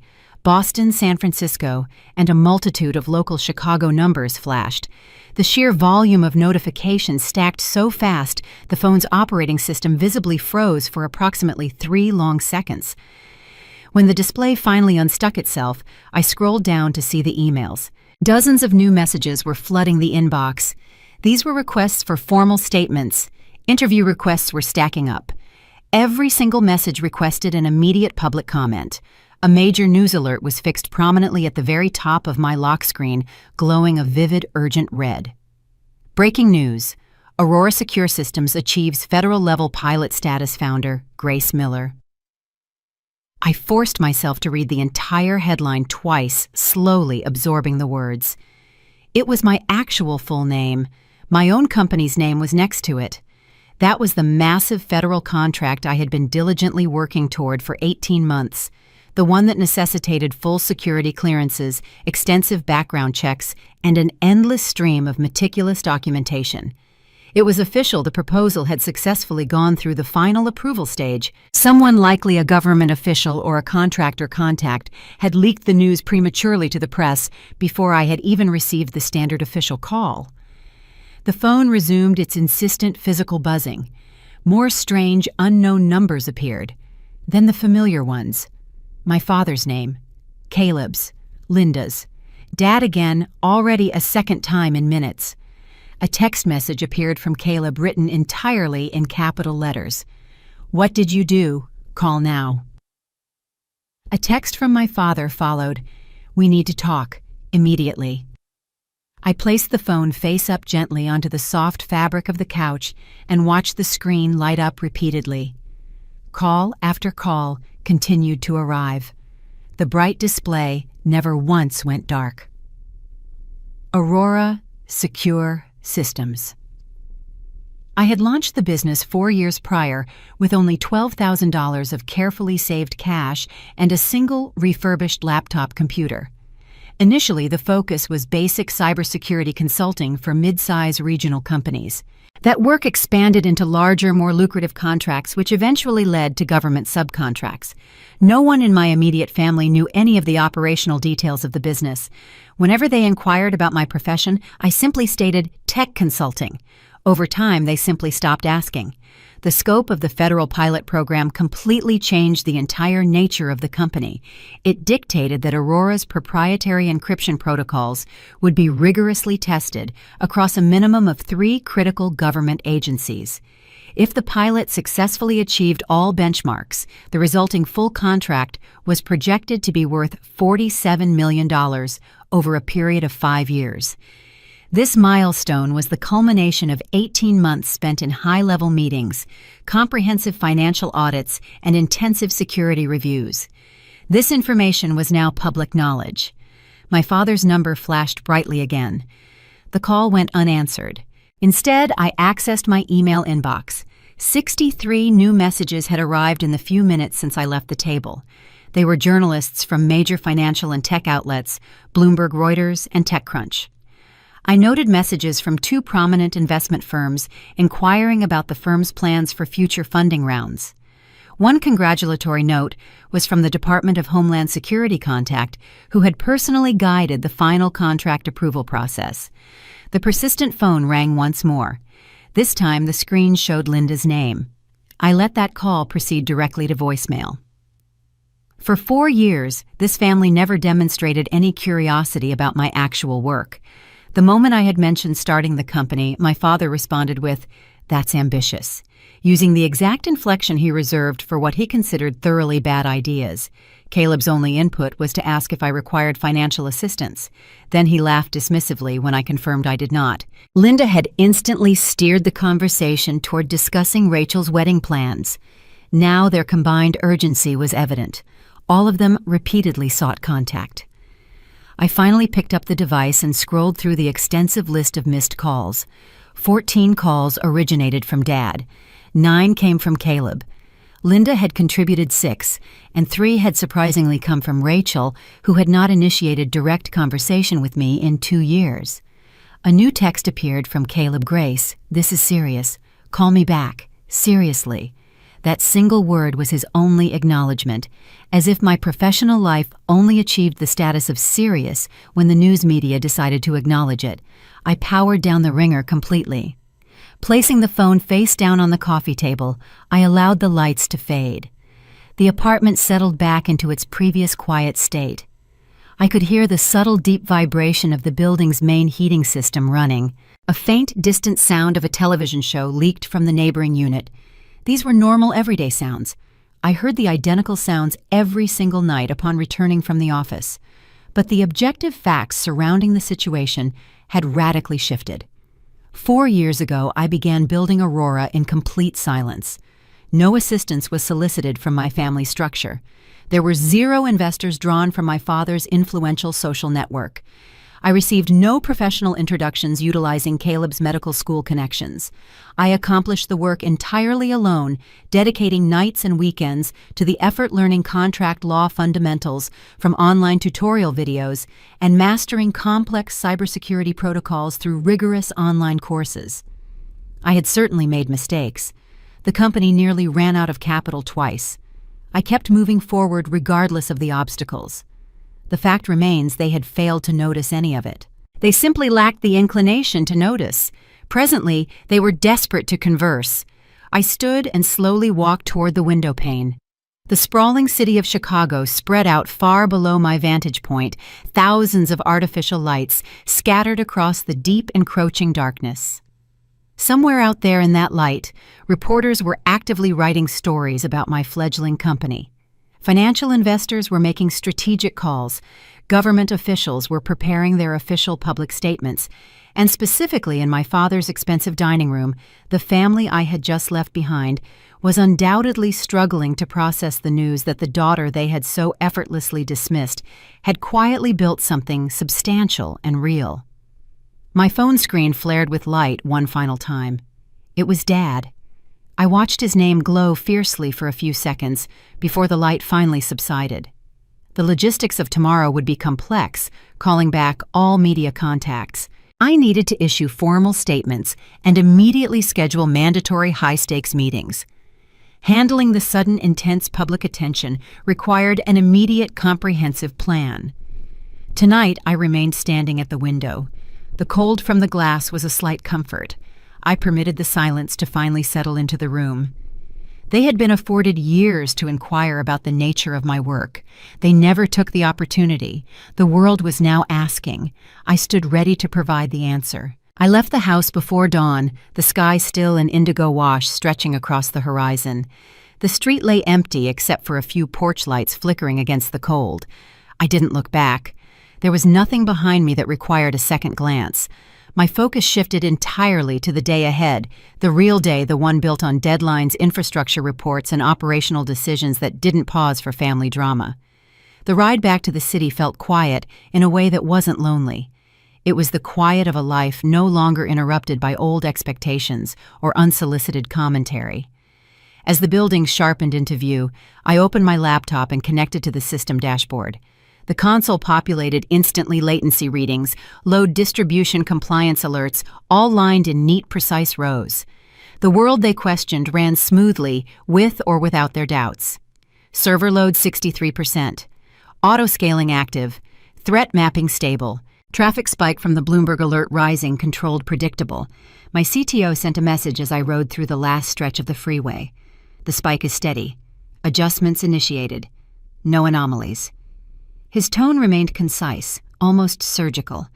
It was the language of people who trusted the work because they had seen it function under pressure, not because they needed the illusion of leadership to soothe their insecurities. A second notification arrived immediately after. Largest enterprise client requesting to accelerate Phase 3. Feasible window 72 hours. I drafted a reply with a single line, "Proceed." Preparation begins today, and I closed the thread.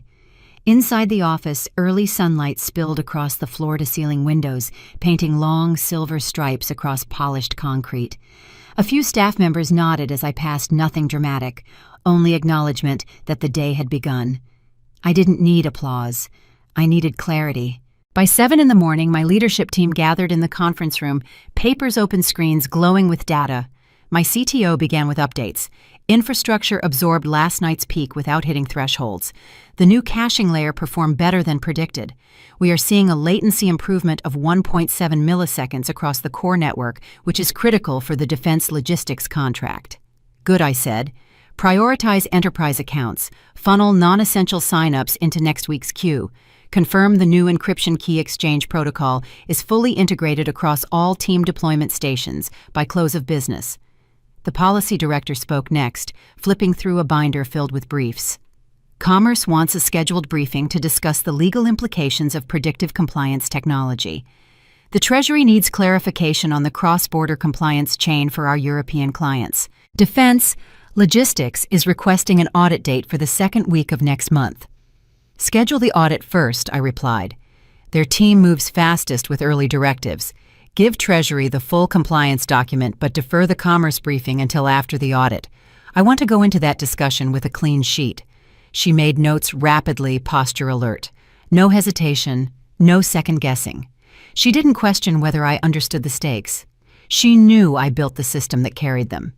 At 9 sharp, the COO of a logistics corporation joined via video call. His image flickered briefly before stabilizing. We're ready to finalize the 7-year contract for all our North American and Pacific hubs, he said. We need one final confirmation that your compatibility layer won't disrupt our legacy operations during the transition phase. It won't, I answered. The layer runs passively for the first 5 days, mapping traffic flow without engaging the engine. Full deployment completes in 6 weeks, not affecting your operational throughput by even 1% during the switch. That timeline works, he said, visibly relieved. We'll send the final papers by 12:30 today. Documents exchanged, revisions reviewed, signature executed. No celebration, just logistics. A congressional advisor called Next Voice clipped and efficient. We need throughput limits for your failure response protocol, specifically how quickly it can revert to a known stable state without data loss in a 0-day scenario. Documented and verified, I said. The system maintains a rollback capability of 0.03 seconds. I'll send the latest model by noon. You can stress test the simulator directly." He hung up without further comment. That was normal. Precision didn't need courtesy. Throughout the morning, I moved between decisions with quiet efficiency, approving an encryption budget increase, adjusting a project timeline, reviewing the updated infrastructure diagram. Every task reminded me of the years I had lived in that shadowed space where no one asked what I was capable of because they were already convinced I couldn't be capable of much. That world was gone. Around midday, the assistant knocked on my office door. "Your advisory panel is ready. We have the former Undersecretary of Defense, the lead compliance partner from a major law firm, and the CEO of a successful publicly traded cybersecurity company." 4 specialists entered, figures with real experience, not family friends appointed to keep appearances. They spread documents across the table discussing expansion feasibility, regulatory strain, and risk exposure. They didn't patronize, correct, or condescend. They asked direct questions because they expected direct answers. And I gave them everything they needed: system metrics, architectural logic, operational buffers, margins for error, redundancies for outages. No bluffing, no stalling. Data spoke for itself. When the meeting ended, the lead architect closed his folder. "Your timeline is aggressive," he said, "but possible. The architectural integrity is superior to anything we've evaluated in the past 5 years. That's all we need," I replied. The room emptied, leaving me with the hum of the HVAC system and the shifting glow of early afternoon light. Nothing dramatic, just the steady rhythm of work, unbroken by unnecessary noise. Around 3, I stepped into the hallway for a brief moment of quiet. Staff moved around me, but no one hovered. They respected boundaries, because I had built a workspace that didn't rely on intimidation to function. The notification came as I stood near the window, Commerce Procurement Agreement, ready for final approval. I returned to my desk, read every line, corrected one technical detail, and signed. Moments later, the confirmation timestamp appeared. Permanent, irreversible. Nothing in that moment required validation from my father. Nothing demanded interpretation from Caleb. The weight of the signature belonged entirely to me. By 6, I shut down my laptop. The office had begun to empty, conversations fading as staff gathered their bags and jackets. I walked through the lobby and stepped outside into the crisp evening air. The street buzzed with the low roar of traffic, people crossing lights, shifting, nothing symbolic, nothing dramatic. Just the end of a long day, lived on my terms. My phone buzzed again, a message from my CTO. "Deployment ready. Waiting for your go." I typed one line, "Begin deployment." Then I slipped the phone into my coat pocket and walked down the sidewalk. Tonight didn't mark a turning point. It wasn't a milestone or a closure or a triumphant moment wrapped in grand emotion. It was routine, and that more than anything was the quiet proof of how far I had traveled from the life I left behind. I arrived at my parents' house the next evening without expecting warmth, apology, or clarity. The porch light glowed exactly as it always had, steady and rehearsed, as if the house were posing for a role it had played for decades. Mom opened the door before I knocked. Her expression was neither welcoming nor cold, just calculated. The kind of expression you wear when you're not sure which version of yourself will be most useful. "Dinner is ready," she said, stepping aside. The table held 3 plates, nothing more.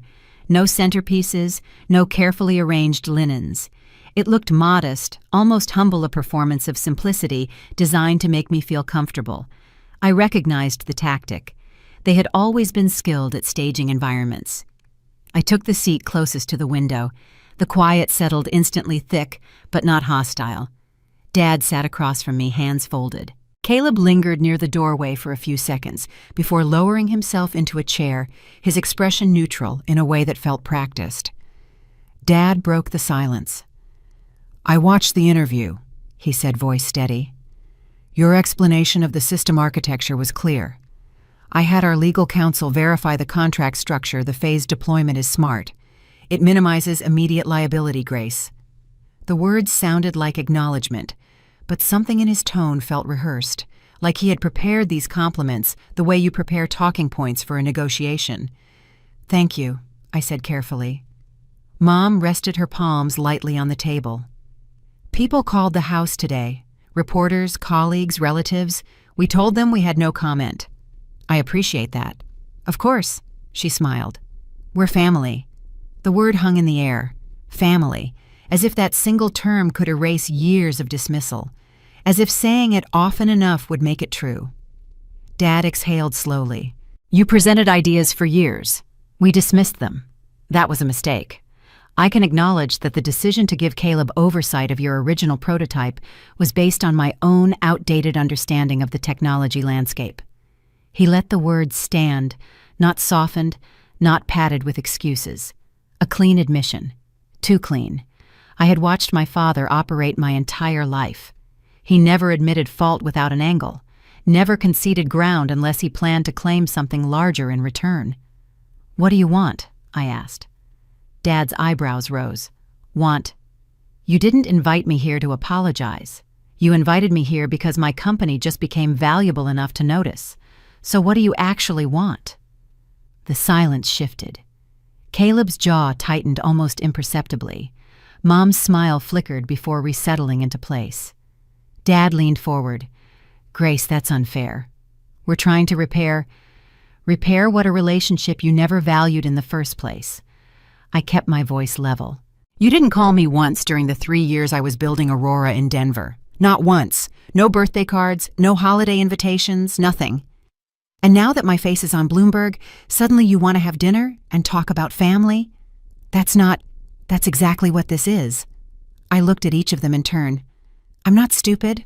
I know how you think. You're calculating how my success reflects on you. You're wondering if there's a way to position yourselves as supporters of something you actively tried to destroy. Caleb finally spoke. You're being paranoid. Am I? I turned to face him. 2 years ago, you took my prototype and rebranded it as your own project. You didn't improve it, you just put your name on it. And when it failed, you blamed the original concept instead of your execution. Now you're sitting here pretending you've always believed in me. That's not fair, Caleb said. I made mistakes. I've admitted that. You admitted it after you had no other choice. That's not growth. That's damage control. Mom's voice cut through the tension. Grace, please, we're trying. Can't you see that we're trying? Trying what exactly? I asked. To understand me or to figure out how to benefit from what I've built? The question landed hard. No one answered immediately. Dad spoke carefully. Both. I won't pretend otherwise. Yes, your success changes things. Yes, there are opportunities that come with that for all of us.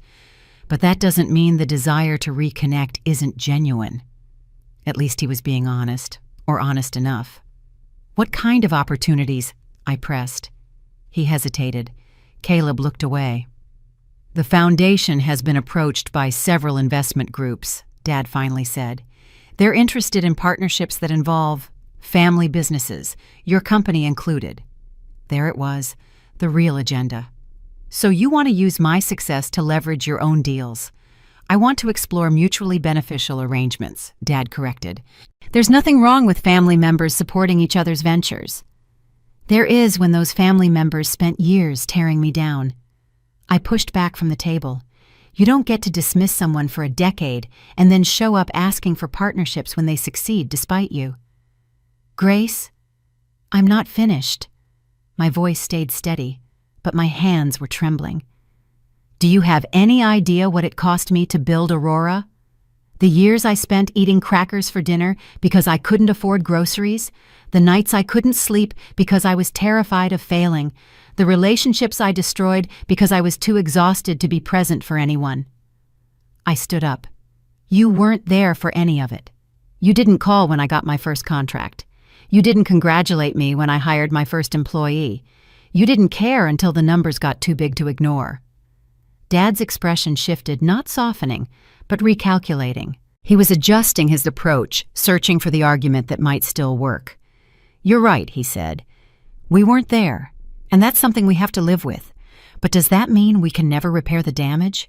Does it mean we're locked in this pattern forever? The question stopped me, because I didn't have a clear answer. Part of me wanted to say yes, that some damage was permanent, that trust once broken couldn't be rebuilt, that they had forfeited any claim to my life years ago. But another part, the exhausted, lonely part that still remembered what it felt like to want a father's approval, wondered if that was true. "I don't know," I admitted. Mom stood slowly. "Then let us try. Not for business, not for opportunities. Just let us try." Her voice sounded different now, less polished, more uncertain, like the mask had slipped enough to reveal something real underneath. Or maybe that was just another performance. I couldn't tell anymore. "I'll think about it," I said. Caleb spoke again, his voice quieter than before. "For what it's worth, I am sorry. Not because you're successful now, because I was wrong. I was jealous and threatened, and instead of dealing with that, I took something that wasn't mine."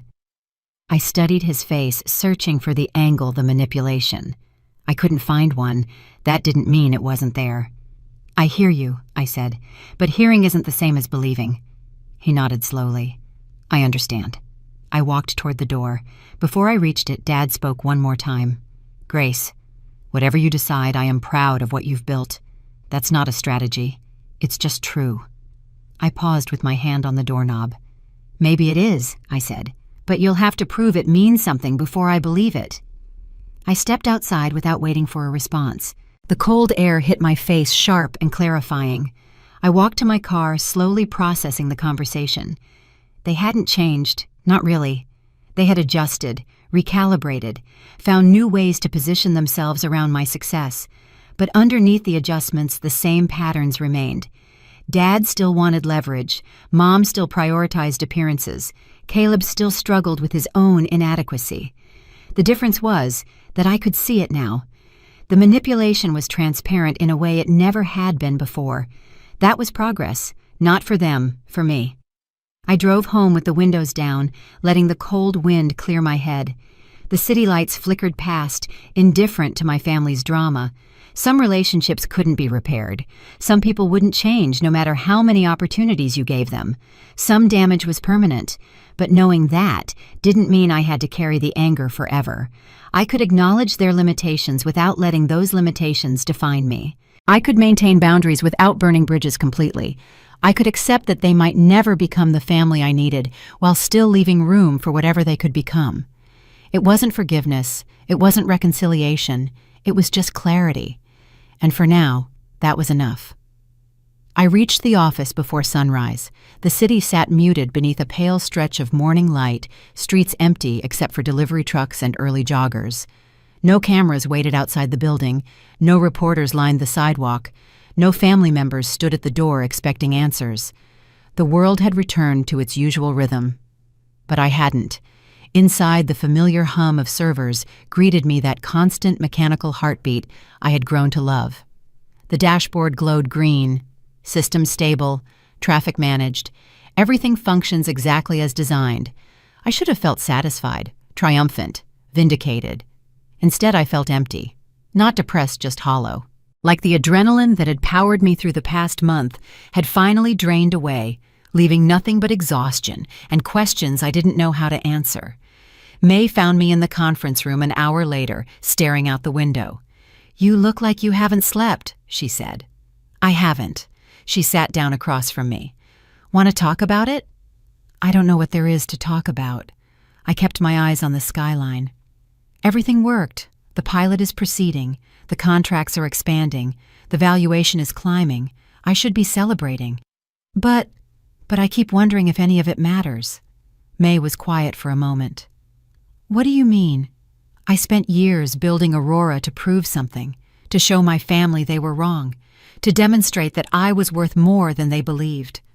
I finally turned to look at her. "And now I've done that. They've seen the numbers.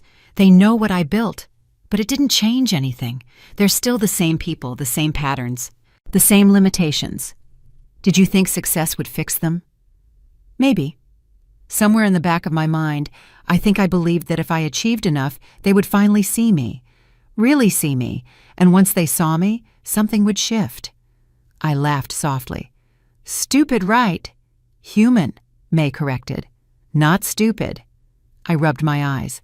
The worst part is, I'm not even sure who I am without that chip on my shoulder. I've been fighting so hard for so long that I don't know what I'm supposed to do now that I've won. Have you won? The question stopped me. The company is successful, May continued. The contracts are signed, the numbers are real, but is that the same as winning as external validation, the finish line you actually wanted to cross? I didn't have an answer. The next few weeks passed in a blur of meetings and decisions. The federal pilot entered its second phase. A major European partnership moved forward. The team expanded to handle increased demand. By every external measure, Aurora was thriving. But internally, something had shifted. The hunger that used to drive me felt muted. The satisfaction of solving problems felt temporary. The victories felt hollow in a way they never had before. One evening, I found myself sitting in the empty office long after everyone had left. The city lights glittered outside the window, beautiful and indifferent. I thought about everything I had sacrificed to get here, the relationships I had neglected, the experiences I had missed, the parts of myself I had suppressed in service of a goal. And I wondered if it had been worth it. Lena's resignation still haunted me.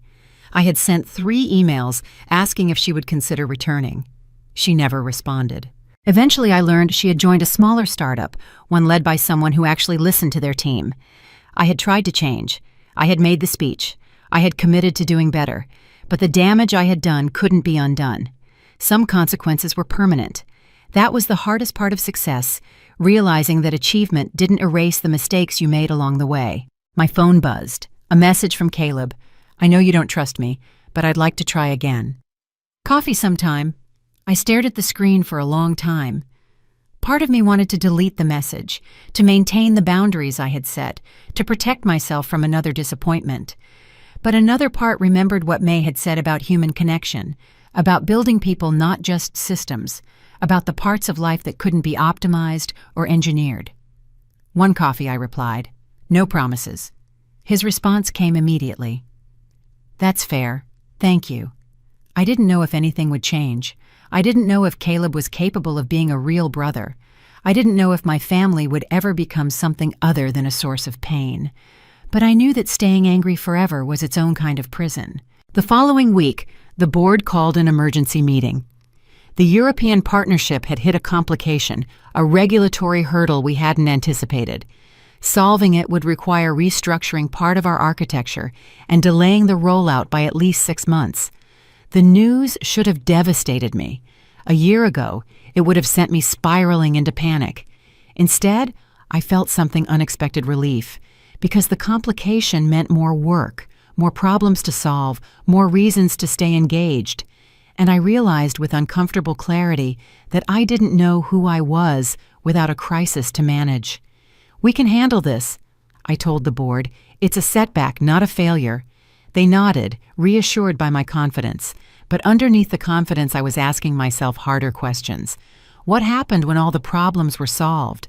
What happened when the company didn't need me anymore? What happened when there was nothing left to prove I didn't have answers? The morning after the board meeting, I took a walk through the city instead of going straight to the office. The streets were crowded with commuters, everyone moving with purpose, everyone chasing something. I stopped at a small park I had never noticed before.